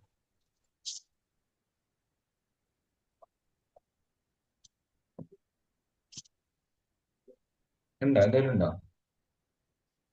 സുജൂദും കൊണ്ട് പറയണം, നമുക്ക് കുറച്ച് വേഗം പോകണം, എല്ലാവരും ഒന്ന് അലർട്ടായിരിക്കുക കേട്ടോ. സംശയമൊന്നുമില്ലല്ലോ. സമി അല്ലാഹു ലിമൻ ഹമിദ എന്ന് പറഞ്ഞിട്ടാണ് നബി സല്ലല്ലാഹു അലൈഹി വസല്ലമ റുക്കൂയിൽ നിന്ന് നേരെ നിന്നിരുന്നത്. വീണ്ടും മറ്റേ ഹദീസ് തന്നെ പറയാണ്, സമി അല്ലാഹു ലിമൻ ഹമിദ എന്ന് അള്ളാഹുവിനെ സ്തുതിച്ചവന്റെ സ്തുതി അവൻ കേട്ടു. സമി അല്ലാഹു ലിമൻ ഹമിദ എന്ന് പറഞ്ഞാൽ സമി അല്ലാഹു, അള്ളാഹു കേട്ടിരിക്കുന്നു, ലിമൻ ഒരുത്തന്റെ വാക്ക്, ഹമിദഹു അവൻ അള്ളാഹുവിനെ സ്തുതിച്ചിരിക്കുന്നു. അപ്പൊ അള്ളാഹുവിനെ സ്തുതിച്ചവന്റെ വാക്ക് അള്ളാഹ് കേട്ടിരിക്കുന്നു. അപ്പോ ഏതിനെ പറ്റിയായിരിക്കും അത് പറയുന്നത്? റുക്കൂഇൽ നമ്മൾ പറഞ്ഞില്ലേ സുബ്ഹാന റബ്ബിയൽ അലീം, സുബ്ഹാനക അല്ലാഹുമ്മ വബിഹംദിക അല്ലാഹുമ്മഗ്ഫിർലി എന്നൊക്കെ പറഞ്ഞില്ലേ? അതിനെ കുറിച്ചാണ് എന്ത് പറയുന്നത്? അവിടെ സുബ്ഹാൻ എന്ന് പറഞ്ഞതിനെ കുറിച്ചാണ് സമി അല്ലാഹു ലിമൻ ഹമിദഹു എന്ന് പറഞ്ഞത്. അള്ളാഹുവിനെ പുകഴ്ത്തിയ ഒരുത്തന്റെ വാക്ക് അല്ലാഹ് കേട്ടിരിക്കുന്നു എന്ന് പറഞ്ഞുകൊണ്ടാണ് നേരെ നിവർന്ന് നിൽക്കുക. ഓക്കെ, അവിടുന്ന് തല ഉയർത്തിയാൽ എല്ലാ അസ്ഥികളും പൂർവ്വസ്ഥിതിയിലേക്ക് തിരിച്ചു വരുന്ന വിധം നേരെ നിവർന്നു നിൽക്കും. ഇങ്ങനെ ഉയർന്ന് അവിടെ എത്തുന്നതിന് മുമ്പ് താഴേക്ക് പോകരുത്, സുജൂദിലേക്ക് പോകരുതെന്നർത്ഥം. ഇങ്ങനെ വന്ന് പൂർവാധികം ആ പൂർവസ്ഥിതിയിലേക്ക് നബി തിരിച്ചു വരുന്ന വിധം നിവർന്നു നിൽക്കുമായിരുന്നു എന്നാണ്. ക്ലിയർ അല്ലേ? പിന്നീട് അവിടുന്ന് നേരെ നിന്നുകൊണ്ട് പറയുമായിരുന്നു. എന്താ പറയാ? എഴുത്തുദാലിൽ എന്താ പറയാ? ربنا ولك الحمد. എന്താ പറയാ എല്ലാരും? റബ്ബനാ ലക്കൽ ഹംദ് ഞങ്ങളുടെ രക്ഷിതാവേ സർവസ്തുതിയും നിനക്കാകുന്നു. റബ്ബന വലക്കൽ ഹംദ്. വാ വന്ന റിപ്പോർട്ടുകളുണ്ട്, വാ വരാത്ത റിപ്പോർട്ടുണ്ട് കേട്ടോ. അപ്പൊ അതുകൊണ്ടാണ് ആ വാടെ ബ്രാക്കറ്റിൽ ഇട്ടിരിക്കുന്നത്. ഓക്കെ. ഇമാമിന്റെ കൂടെയും അല്ലാതെയും നമസ്കരിക്കുന്നവരോട് റുക്കോയിൽ നിന്നും ഉയരുമ്പോൾ മുകളിൽ പറഞ്ഞ പ്രകാരം ചെയ്യാൻ കൽപ്പിച്ചുകൊണ്ട് നബി സല്ലല്ലാഹു അലൈഹി വസല്ലം പറഞ്ഞു, സ്വല്ലു കമാ റഅയ്തുമൂനി ഉസല്ലി. ഞാൻ എങ്ങനെ നിസ്കരിച്ചത് അതുപോലെ നിസ്കരിക്കും. ചില ആൾക്കാർ പറയും സമി അല്ലാഹു ലിമൻ ഹമിദ എന്ന് പറയേണ്ടതില്ല. മാമൂമിങ്ങൾ സമി അല്ലാഹു ലിമൻ ഹമിദ എന്ന് കേട്ട ഉടനെ തന്നെ നമ്മൾ റബ്ബനാ വലക്കൽ ഹംദ് എന്ന് പറഞ്ഞാൽ മതി എന്നൊക്കെയാണ് ചില അഭിപ്രായങ്ങളിൽ ഉണ്ടാകാറുള്ളത്. എന്നാൽ ഇവിടെ ഇതില് 321 ബുഖാരി അഹമ്മദും ഉദ്ധരിച്ച സൊല്ലു കമാ റഅയ്തുമൂനി ഉസല്ലി എന്ന് പറഞ്ഞ ഹദീസ് വെച്ചിട്ട് ഇമാമിന്റെ കൂടെയും അല്ലാതെയും നമസ്കരിക്കുന്നവർ എന്ത് പറയണം? സമി അല്ലാഹു ലിമൻ ഹമിദ എന്നും പറയണം, റബ്ബനാ വലക്കൽ ഹംദ് എന്നും പറയണം. അവിടുന്ന് പറയുമായിരുന്നു, ഇമാമിനെ നിശ്ചയിച്ചിരിക്കുന്നത് പിന്തുടരപ്പെടാൻ വേണ്ടിയാണ്. സമി അല്ലാഹു ലിമൻ ഹമിദ, അള്ളാഹുവിനെ സ്തുതിച്ചവന്റെ സ്തുതി അവൻ കേട്ടു എന്ന് പറഞ്ഞാൽ നിങ്ങൾ പറയുക അല്ലാഹുമ്മ റബ്ബനാ വലക്കൽ ഹംദ്. അള്ളാഹുവേ ഞങ്ങളുടെ നാഥ സർവസ്തുതിയും നിനക്കത്രേ. അള്ളാഹു നിങ്ങളെ കേൾക്കും. കാരണം അള്ളാഹു അവന്റെ പ്രവാചകന്റെ നാവിലൂടെ പറഞ്ഞു, അള്ളാഹുവിനെ സ്തുതിച്ചവന്റെ സ്തുതി അവൻ കേട്ടിരിക്കുന്നു എന്ന്. ഇനി ഇമാമിനെ പിന്തുടരുന്നവർ സമി അല്ലാഹു ലിമൻ ഹമിദ എന്ന് പറയുമ്പോൾ അത് ഏറ്റു പറയേണ്ടതില്ല എന്ന് ഈ ഹദീസ് തെളിയിക്കുന്നില്ല. അതാണ് മനസ്സിലാക്കേണ്ട ഒരു കാര്യം.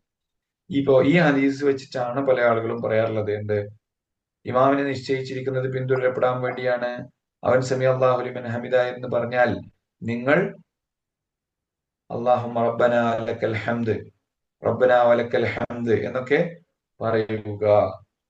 കാരണം അള്ളാഹിന്റെ റസൂലിന്റെ നാവിലൂടെ അള്ളാഹു പറഞ്ഞിരിക്കുന്നു, അള്ളാഹുവിനെ സ്തുതിച്ചവന്റെ സ്തുതി അവൻ കേട്ടു, സമി അല്ലാഹു ലിമൻ ഹമിദ എന്ന് അള്ളാഹു അവന്റെ റസൂലിന്റെ നാവിലൂടെ പറഞ്ഞാന്നാണ്.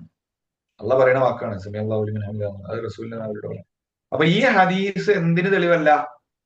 ഇമാം മാത്രം സമി അല്ലാഹു ലിമൻ ഹമിദ എന്ന് പറഞ്ഞാൽ മതി, ബാക്കിലുള്ളവര് റബ്ബനാ വലക്കൽ ഹംദ് എന്ന് പറഞ്ഞാൽ മതി എന്നുള്ളതിന് തെളിവല്ല എന്നാണ് അൽബാനി പറഞ്ഞിട്ടുള്ളത്.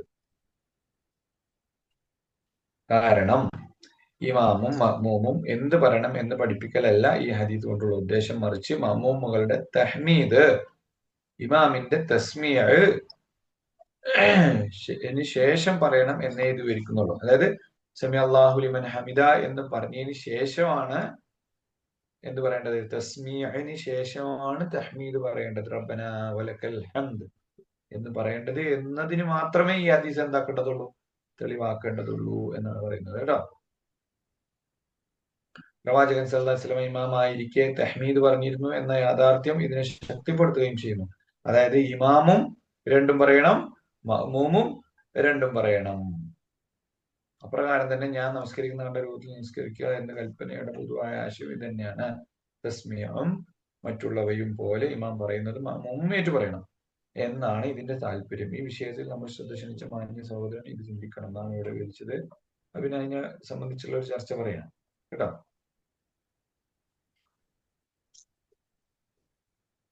പിന്നെ നിങ്ങളുടെ പ്രാർത്ഥന മലക്കുകളുടെ പ്രാർത്ഥനയുമായി യോജിച്ചു വന്നു കഴിഞ്ഞാൽ അവന്റെ കഴിഞ്ഞുപോയ പാപങ്ങൾ പൊറുക്കപ്പെടും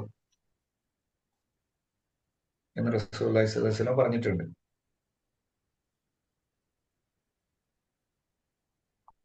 പിന്നെ റുക്കോയിൽ നിന്ന് ഉയരുമ്പോഴും പ്രാരംഭ തക്ബീറിൽ എങ്ങനെയാണോ നബി പിന്നെ കൈകൾ ഉയർത്തിയത് അതുപോലെ കൈകൾ ഉയർത്തുമായിരുന്നു.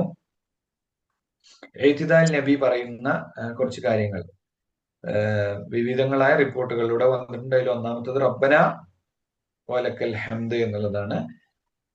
ചിലപ്പോൾ നബി പറയുന്നത് റബ്ബന ലക്കൽ ഹംദ് എന്നാണ്. വാ ഉള്ള റിപ്പോർട്ടുണ്ട്, വാ ഇല്ലാത്ത റിപ്പോർട്ടുണ്ട്. നമ്മൾ പറഞ്ഞു കഴിഞ്ഞു. അല്ലാഹുമ്മ എന്നതിന്റെ കൂടെ ചേർത്ത് പറയും. അല്ലാഹുമ്മ റബ്ബന ലക്കൽ ഹംദ് എന്ന് പറയും. ഓക്കെ.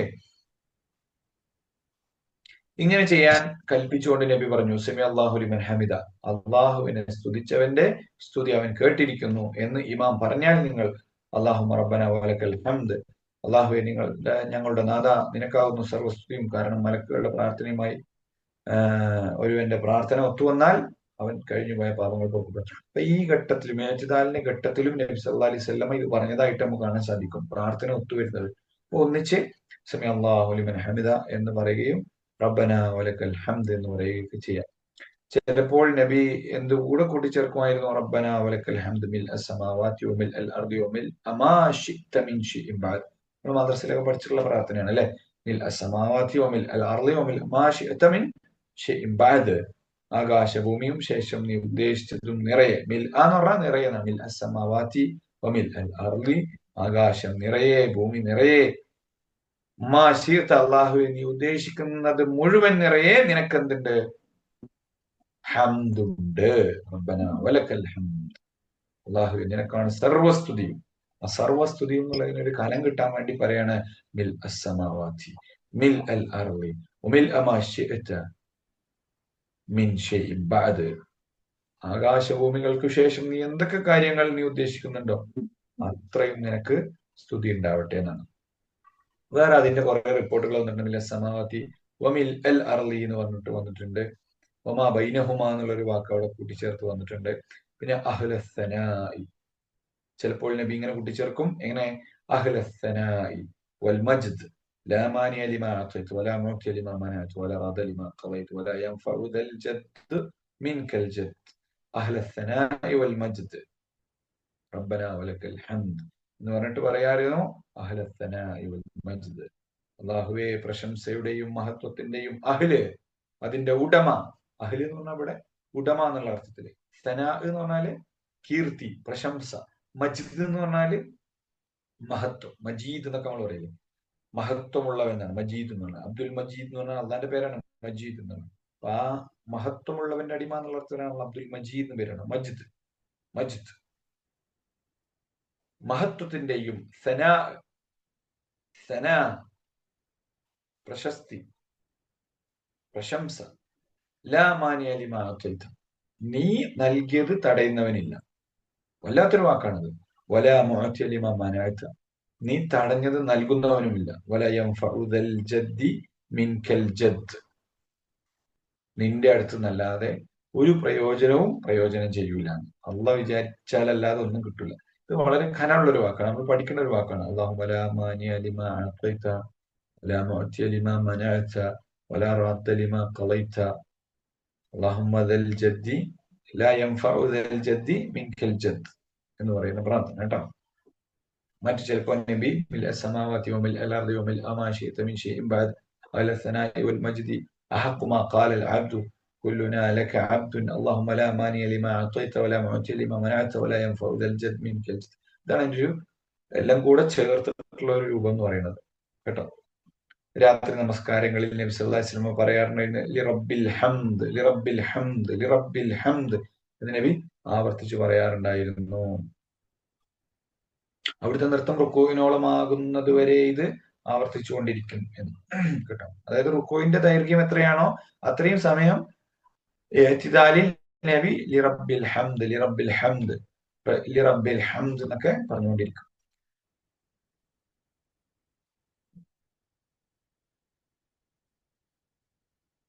ശരി. റബ്ബന വലക്കൽ ഹംദ് ഹംദൻ കസീറൻ ത്വയ്യിബൻ മുബാറകൻ ഫീഹി മുബാറകൻ അലൈഹി കമാ യുഹിബ്ബു റബ്ബുന വയർള.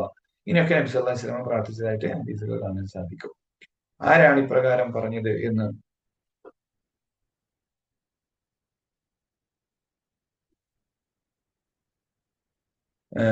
ഈ നബി നമസ്കരിച്ചുകൊണ്ടിരുന്നപ്പോ ഒരാള് റബ്ബന വലക്കൽ ഹംദു ഹംദൻ കസീറൻ ത്വയ്യിബൻ മുബാറകൻ ഫീഹി മുബാറക്കൻ അലൈഹി കമാ യുഹിബ്ബു റബ്ബുന വയർള എന്നുള്ള രീതിയിൽ ഒരു പ്രാർത്ഥന ചെല്ലുന്നതായിട്ട് നബി സല്ലല്ലാഹു അലൈഹി വസല്ലം കേൾക്കുകയും ആരാണ് ഇപ്രകാരം പറഞ്ഞത്, ഞാനാണെന്ന് അയാൾ പറയുകയും ചെയ്തപ്പോൾ നബി സല്ലല്ലാഹു അലൈഹി വസല്ലം പറഞ്ഞു, അത് ആദ്യം എഴുതാൻ വേണ്ടിയിട്ട് ഈ പ്രാർത്ഥനയുടെ മഹത്വം കാരണം 30,000-ത്തിലധികം മലക്കുകൾ ധൃതി കൂട്ടുന്നത് ഞാൻ കണ്ടു നബി പറഞ്ഞിട്ടുള്ള ഒരു പ്രാർത്ഥനയാണ് റബ്ബന വലക്കൽ ഹംദ് ഹംദൻ കസീറൻ ത്വയ്യിബൻ മുബാറകൻ ഫീഹി മുബാറകൻ അലൈഹി കമാ യുഹിബ്ബു വയർള. കമാ യുഹിബ്ബു റബ്ബന വയർള എന്ന് പറയുന്ന പ്രാർത്ഥന കേട്ടോ. പിന്നെ നൃത്തം ദീർഘിപ്പിക്കുക, അതിൽ അടങ്ങി നിൽക്കുക, ഇങ്ങനത്തെ കാര്യങ്ങൾ കൂടി നമ്മൾ ശ്രദ്ധിക്കേണ്ട കാര്യമാണ്. റുക്കൂവിനോളം ദീർഘിപ്പിക്കുമായിരുന്നു എന്ന് പറഞ്ഞു. നബി ചില സമയത്ത് ദീർഘനേരം നിൽക്കും. അതായത് നബി നിസ്കാരത്തിലാണ് നബി എന്നുള്ളത് മറന്നുപോയോ എന്ന് ആളുകൾ പറയുന്നവരെ, എന്താണ് സുജൂദ് പോവാത്ത എന്ന് വരെ ആളുകൾ ചിന്തിക്കുന്ന സമയം വരെ നബി എന്ത് ചെയ്യുമായിരുന്നു, നിൽക്കുമായിരുന്നു എന്നാണ് ഹദീസുകളിൽ വന്നിട്ടുള്ളത് കേട്ടോ. പിന്നെ മറ്റൊരു കാര്യം, അതിൽ അടങ്ങി നിൽക്കാൻ അവിടുന്ന് കൽപ്പിക്കും. മോശമായി നിസ്കരിച്ച ആളുടെ നട്ടൽ നിവർത്തി നിൽക്കണം, അസ്ഥികൾ സന്ധികളിലേക്ക് തിരിച്ചെത്തുകയും ചെയ്യുന്നവരെ തല ഉയർത്തി നിൽക്കാൻ വേണ്ടി ഈ പറഞ്ഞിട്ടുണ്ട്. അവിടുന്ന് അദ്ദേഹത്തോട് പറഞ്ഞു, പ്രകാരം ചെയ്യാതെ ജനങ്ങളിൽ ഒരാളുകളുടെ നമസ്കാരം പൂർണ്ണമാവുകയില്ല. അപ്പൊ ഏത്തിദാല് അല്ലേ, അതിപ്പോ റുക്കൂന്ന് നീച്ചിട്ട് സുജൂദിക്ക് പോണ ഒരു ഗ്യാപ്പല്ലേ എന്നുള്ളവർക്ക് എങ്ങനെയെങ്കിലും ഒക്കെ ചെയ്താൽ പോരാ, മര്യാദക്ക് ചെയ്യണം. അവിടുന്ന് നമ്മൾ നേരെ പോണത് സുജൂദിലേക്കാണ്. അപ്പൊ ഇതിൽ എന്തെങ്കിലും ഡൗട്ട് ഉണ്ടോ? ഇല്ല എന്നാണ് വിചാരിക്കുന്നത്. റുക്കോയിൽ നിന്ന് തക്ബീർ ചൊല്ലി നേരെ അള്ളാഹു അക്ബർ എന്ന് പറയേണ്ടതിന് പകരം എന്താ പറയേണ്ടത്? തക്ബീറിന് പകരം എന്താ പറയേണ്ടത്? സമി അല്ലാഹു ലിമൻ ഹമിദ എന്ന് പറഞ്ഞ് റബ്ബന വലക്കൽ ഹംദ് എന്നോ ലിറബ്ബിൽ ഹംദ് എന്നോ റബ്ബന വലക്കൽ ഹംദ് റബ്ബന ലക്കൽ ഹംദ് എന്നൊക്കെ തുടങ്ങിയ പ്രാർത്ഥനകൾ ചെല്ലാം. ഉസ്താദേ, ഈ അതിന്റെ ഇടയ്ക്ക് ഹംദൻ കസീറ തൊഹീബൻ മുബാറക് അത് പറയത്തില്ലേ?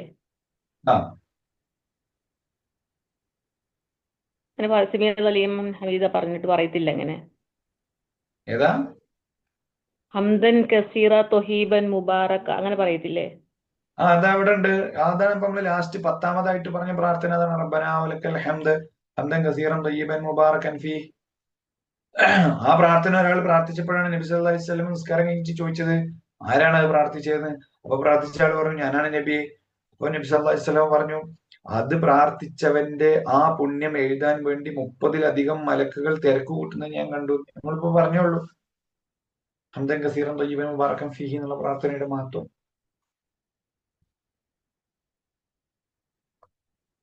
ഓക്കെ, പറഞ്ഞു കേട്ടോ.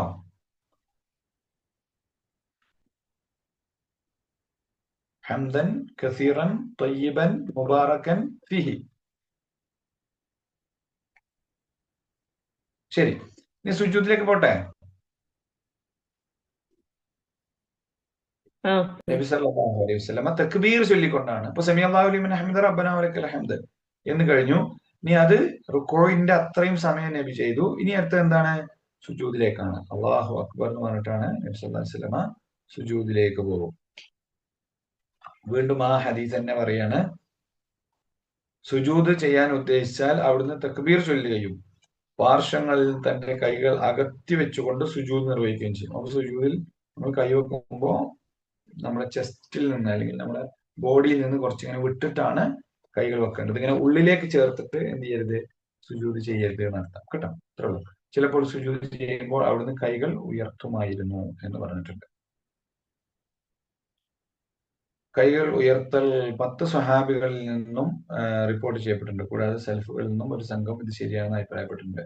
അവരിൽപ്പെട്ടവരാണ് ഇബ്നു ഉമർ, ഇബ്നു അബ്ബാസ്, ഹസൻ ബസ്രി. അതായത് സുജൂദിലേക്ക് പോകുമ്പോൾ ഉള്ള കൈ ഉയർത്തലിനെയാണ് പറയുന്നത് കേട്ടോ. കൈ ഉയർത്താതെ പോയാലും കുഴപ്പമില്ല. പക്ഷെ അവിടെ 10-ലധികം സഹാബിമാര് റിപ്പോർട്ട് ചെയ്ത ഹദീസാണ്. എന്ത്? നബി സല്ലല്ലാഹു അലൈഹി വസല്ലമയുടെ ശരീരയിൽപ്പെട്ടതാണ് എന്ന് ഇമാം അഹ്മദ് ബിൻ ഹംബലൊക്കെ പറഞ്ഞിട്ടുള്ള കാര്യമാണ്. ഏതിന് വീണ്ടും സുജൂദിലേക്ക് പോകുമ്പോഴും അല്ലാഹു അക്ബർ എന്ന് പറഞ്ഞിട്ട് കൈ ഉയർത്തിയിട്ട് പോകുന്നത് കേട്ടോ. ഇനി കൈകൾ വെച്ചുകൊണ്ട് സുജൂദിലേക്ക് പോകൽ. നബി കാൽമുട്ടുകൾക്ക് മുമ്പായി കൈകൾ നിലത്ത് വെക്കുമായിരുന്നു. അതായത് ഏതാണ് ആദ്യം കുത്തേണ്ടത്? സുജൂദ് പോകുമ്പോ കൈയാണോ കാലാണോ കുത്തേണ്ടത്?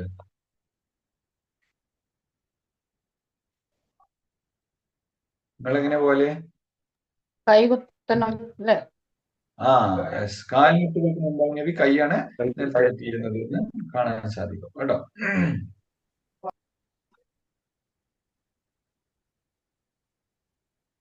ശരി, അവിടുന്ന് അതുപോലെ ചെയ്യാൻ കൽപ്പിച്ചുകൊണ്ട് പറയുമായിരുന്നു. ഏതുപോലെ? നിങ്ങൾ ധാരാളം തന്നെ സുജൂദ് ചെയ്യുമ്പോൾ ഒട്ടകം മുട്ടുകുത്തണ പോലെ പോയിട്ട് കിടക്ക് എന്ന് പറഞ്ഞിട്ട് ചാടരുത് മുട്ടില്.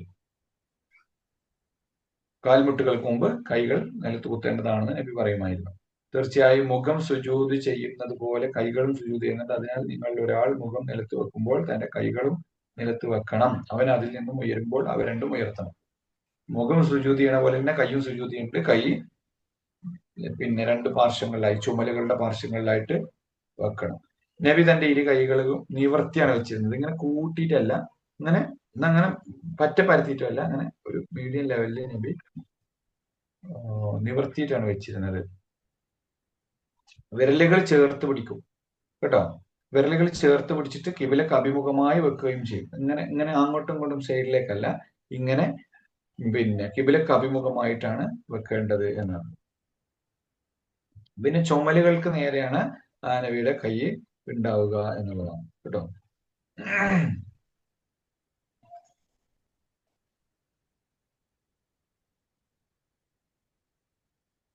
ചിലപ്പോൾ ചെവികൾക്ക് നേരെയും. അപ്പൊ തക്ബീറിനെ നമ്മൾ പരിഗണിച്ച അതേ മാനദണ്ഡമാണ്, ചെവി അല്ലെങ്കിൽ ചുമല്. പിന്നെ നബി മൂക്കും നെറ്റിയും നിലത്ത് ഉറപ്പിച്ചു വെക്കായിരുന്നു. മൂക്കിന്റെ അറ്റവും നെറ്റിയും. നെറ്റി മാത്രം തട്ടും, മൂക്ക് തട്ടൂല. അങ്ങനെയല്ല, രണ്ടും തട്ടണം എന്നാണ് കേട്ടോ. മോശമായി നമസ്കരിച്ച വ്യക്തിയോട് പിന്നെ സുജൂദ് ചെയ്യുമ്പോൾ സുജൂദിൽ ഉറപ്പിച്ചു നിൽക്കുക എന്ന് പറയുന്നുണ്ട്. നീ സുജൂദ് ചെയ്യുമ്പോൾ അസ്ഥികൾ അതിൻ്റെതായ സ്ഥാനങ്ങളിൽ അടങ്ങി നിൽക്കുന്നവരെ നിന്റെ മുഖവും കൈകളും ഉറപ്പിച്ചു നിർത്തുക എന്ന് പറയുന്നു. അസ്ഥികൾ ഉറച്ചു നിൽക്കുക എന്ന് പറഞ്ഞാൽ നമ്മൾ ആ ഒരു ശാന്തമായിട്ട് നിൽക്കുക. സുജൂദില് 7 അവയവങ്ങളാണ് നിലത്ത് കുത്തേണ്ടത് എന്നാണ് നബി സല്ലല്ലാഹു അലൈഹി വസല്ലമ പഠിപ്പിച്ചിട്ടുള്ളത്. ഏതൊക്കെയാണ് ആ 7 അവയവങ്ങളൊന്ന് പെട്ടെന്ന് എണ്ണിക്ക്. ആരാ പറയാ?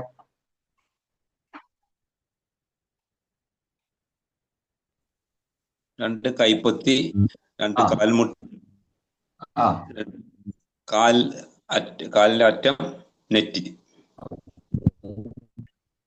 ഓക്കെ, ശരി ശരി. അപ്പം ഈ മുഖത്തിനെയാണ് ഒരു അവയവമായിട്ട് അവിടെ കൺസിഡർ ചെയ്തിട്ടുള്ളത്. അപ്പം നെറ്റിയും മൂക്കും ഒന്നായിട്ടാണ് കൂട്ടുക. അത് ഒരു ഹദീസിൽ നമുക്ക് വായിച്ചാൽ മനസ്സിലാവും. 363 നമ്പർ ഹദീസായിട്ട് കൊടുത്തിട്ടുണ്ട്. അവിടുന്ന് ഒരടിമ സുജൂദ് ചെയ്യുമ്പോൾ 7 അവയവങ്ങൾ അവനോടൊപ്പം സുജൂദ് ചെയ്യുമെന്ന് പറഞ്ഞു. അവന്റെ മുഖം, 2 കൈപ്പടങ്ങൾ, 2 കാൽമുട്ടുകൾ, 2 കാൽപാദങ്ങൾ. ഇതാണ് ആ 7 അവയവങ്ങൾ കേട്ടോ.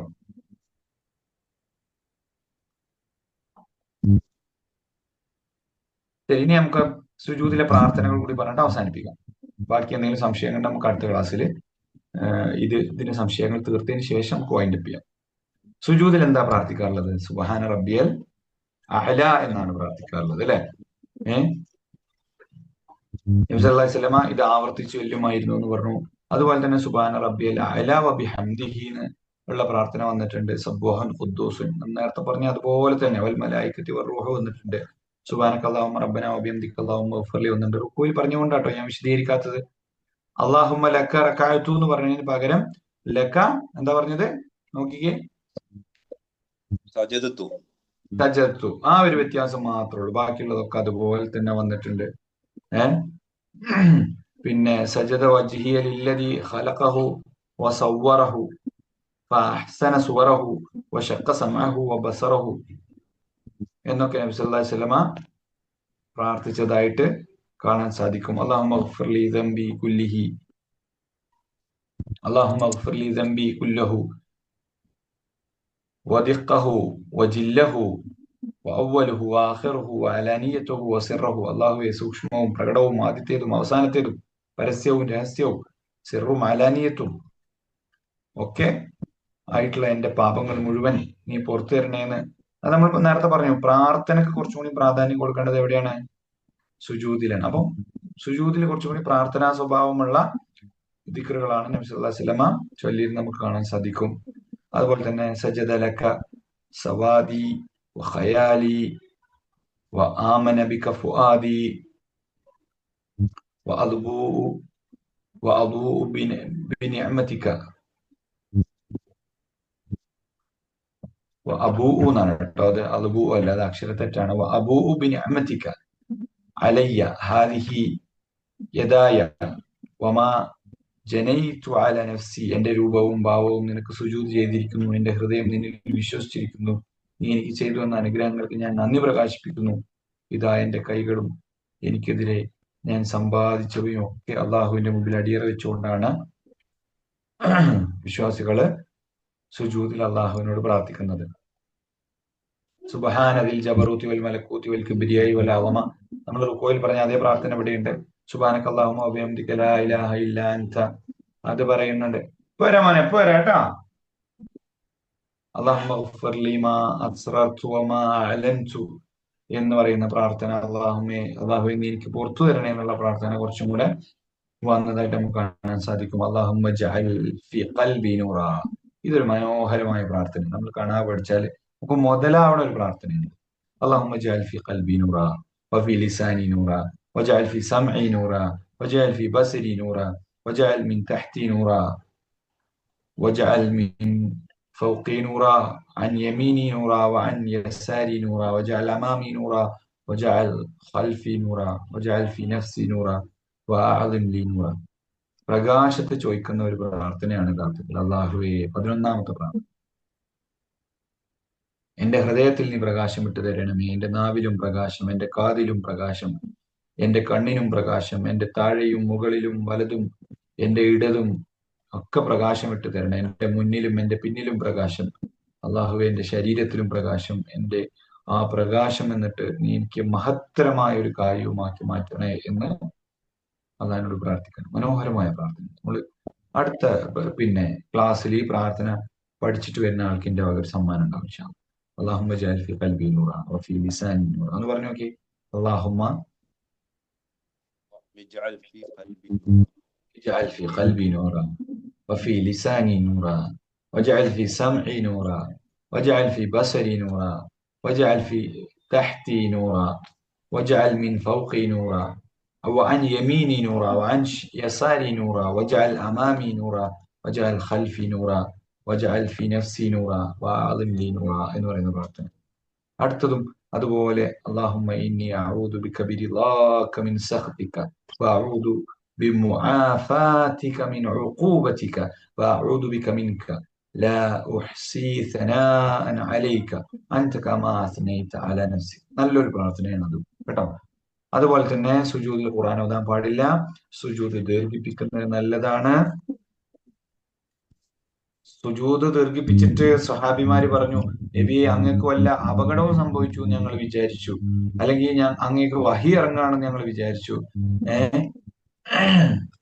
എന്നൊക്കെ നബി സല്ലല്ലാഹു അലൈഹി വസല്ലമയോട് സ്വഹാബത്തിനോട്. അപ്പം നബി പറഞ്ഞ, സുജൂദില് സത്യത്തിൽ അതൊന്നും അല്ലടാ, എന്റെ പുറത്ത് എന്റെ മകൻ എന്നെ വാഹനമാക്കി എന്റെ മുതുകത്ത് കയറിയതാണെന്ന്. കുട്ടികൾ അങ്ങനെയാണ്. അപ്പൊ അതൊക്കെ മനോഹരമായ അനുഭവങ്ങൾ നബിയുടെ ഹദീസുകളിലൊക്കെ വന്നതായിട്ട് നമുക്ക് കാണാൻ സാധിക്കും. ഹസൻ ഹുസൈനൊക്കെ നബിയുടെ പുറത്ത് ചാടിക്കയറി ജനങ്ങൾ തടയാൻ ശ്രമിച്ചപ്പോൾ നബി പറഞ്ഞു, അവരെങ്ങനെ രണ്ടുപേരും അങ്ങനെ ചെയ്തോട്ടെ എന്ന് അവരെ വിട്ടേക്കുവാൻ വേണ്ടി നബി ആംഗ്യം കാണിച്ച് അങ്ങനെ നമസ്കരിച്ചു കഴിഞ്ഞപ്പോ അവിടുത്തെ മടിയിൽ ഇരുത്തിക്കൊണ്ട് നബി പറഞ്ഞു, ആരെങ്കിലും എന്നെ സ്നേഹിക്കുന്നുവെങ്കിൽ അവൻ ഇവർ രണ്ടുപേരെയും സ്നേഹിക്കട്ടെ എന്നൊക്കെ നബി പറഞ്ഞ മനോഹരമായ സംഭവമാണ്. സുജൂദിന്റെ ശ്രേഷ്ഠതയെ കുറിച്ച് പറയുന്ന കാര്യങ്ങളുണ്ട്. പ്രതിഫല നാളിൽ എനിക്ക് തിരിച്ചറിയാനാകാത്ത ഒരാളും എന്റെ സമുദായത്തിൽ ഉണ്ടാവില്ല. എന്താണ് സൃഷ്ടികൾക്കിടയിൽ നിന്ന് അവരെ ഇങ്ങനെ ഇത്ര ആൾക്കാരുടെ എങ്ങനെ നബിയങ്ങൾ അവരെ തിരിച്ചറിയാന്ന് ചോദിച്ചപ്പോ നബി പറഞ്ഞ മറുപടി, കറുത്തിരുണ്ട ഒരു സവാരി കുതിരയും വെളുത്ത നെറ്റിത്തടവുമായിരിക്കും, കാലുകളുമുള്ള നെറ്റിത്തടവും വെളുത്ത കാലുകളുമുള്ള ഒരു കുതിരയും ഒരു തൊഴുത്തിലുണ്ടെങ്കിൽ അതിലേക്ക് പ്രവേശിക്കുന്ന നിങ്ങൾക്ക് അവ തമ്മിൽ തിരിച്ചറിയാൻ സാധിക്കില്ല. അതായത് നബി പറയാണ്, കറുത്തിരണ്ട ഒരു സവാരി കുതിരയും വെളുത്ത നെറ്റിത്തടവും കാലുകളുമുള്ള ഒരു കുതിരയും ഒരു തൊഴുത്തിലുണ്ടെങ്കിൽ അതിലേക്ക് പ്രവേശിക്കുന്ന നിങ്ങൾക്ക് അവ തമ്മിൽ തിരിച്ച് അത് വ്യക്തമായി കാണുന്നതാണ്. വെളുത്ത നെറ്റിത്തടവും വെളുത്ത കൈകാലുകളും നമ്മുടെ അടയാളമാണെന്നാണ്. തീർച്ചയായും നബി സല്ലല്ലാഹു അലൈഹി വസല്ലം പറഞ്ഞു, അപ്രകാരം എന്റെ സമുദായത്തിന് സുജൂദ് ചെയ്തതിനാൽ ആ ദിവസം വെളുത്ത മുഖങ്ങളും അങ്ങ് ശുദ്ധി വരുത്തിയത് കാരണം വെളുത്ത കൈകാലുകളും ഉണ്ടാകും. അപ്പൊ അതൊക്കെ സുജൂദിന്റെയും ഒളുവിന്റെയും ഒക്കെ ഫضലായിട്ട് റസൂൽ പഠിപ്പിച്ച കാര്യങ്ങളാണ്. നരകവാസികളോട് കരുണ ചെയ്യാൻ ഉദ്ദേശിച്ചാൽ അള്ളാഹുവിനെ ആരാധിക്കുന്നവരെ അതിൽ നിന്നും പുറത്തു കൊണ്ടുവരാൻ അവൻ മലക്കുകളോട് കൽപ്പിക്കും. അങ്ങനെ അവർ പുറത്തു കൊണ്ടുവരും. സുജൂദിന്റെ അടയാളം കൊണ്ടാണ് നരകത്തിലുള്ള മുഅ്മിനീങ്ങളെ അള്ളാഹു സുബ്ഹാനഹു വ തആല അവന്റെ മലക്കുകൾക്ക് തിരിച്ചറിയാൻ പാകത്തിൽ, ഏത് നരകത്ത് പോയാലും അതിന്റെ അടയാളം ബാക്കി ഉണ്ടാവുന്നതാണെങ്കിൽ അതാണ് സുജൂദിന്റെ മഹത്വം കേട്ടോ.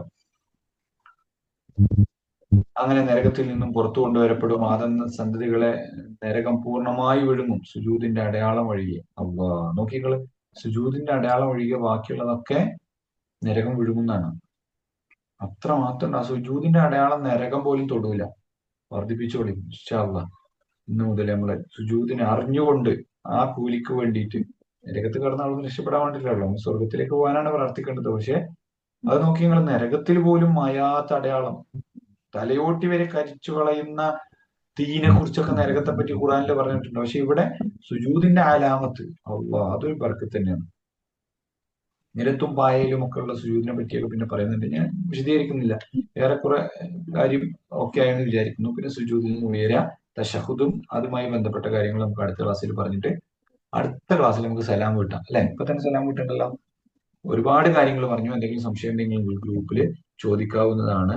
ഇൻഷാ അല്ലാഹ്, അള്ളാഹു ഖൈറാക്കട്ടെ. നമ്മുടെ കൂടിച്ചേരൽ ബർക്കത്തായ അനുഗ്രഹീതമായ ഒരു സമ്മേളനമാക്കട്ടെ എന്ന് പ്രാർത്ഥിക്കുകയാണ്. അള്ളാഹു നമ്മൾ പഠിച്ച കാര്യങ്ങൾ മനസ്സിലാക്കാനോ നമ്മുടെ പ്രവൃത്തി പദത്തിൽ കൊണ്ടുവരാനുള്ള തൗഫീഖ് പ്രദാനം ചെയ്തിരിക്കും. സല്ലല്ലാഹു അലൈഹി വസല്ലം. അൽഹംദുലില്ലാഹി റബ്ബിൽ ആലമീൻ. അസ്സലാമു അലൈക്കും.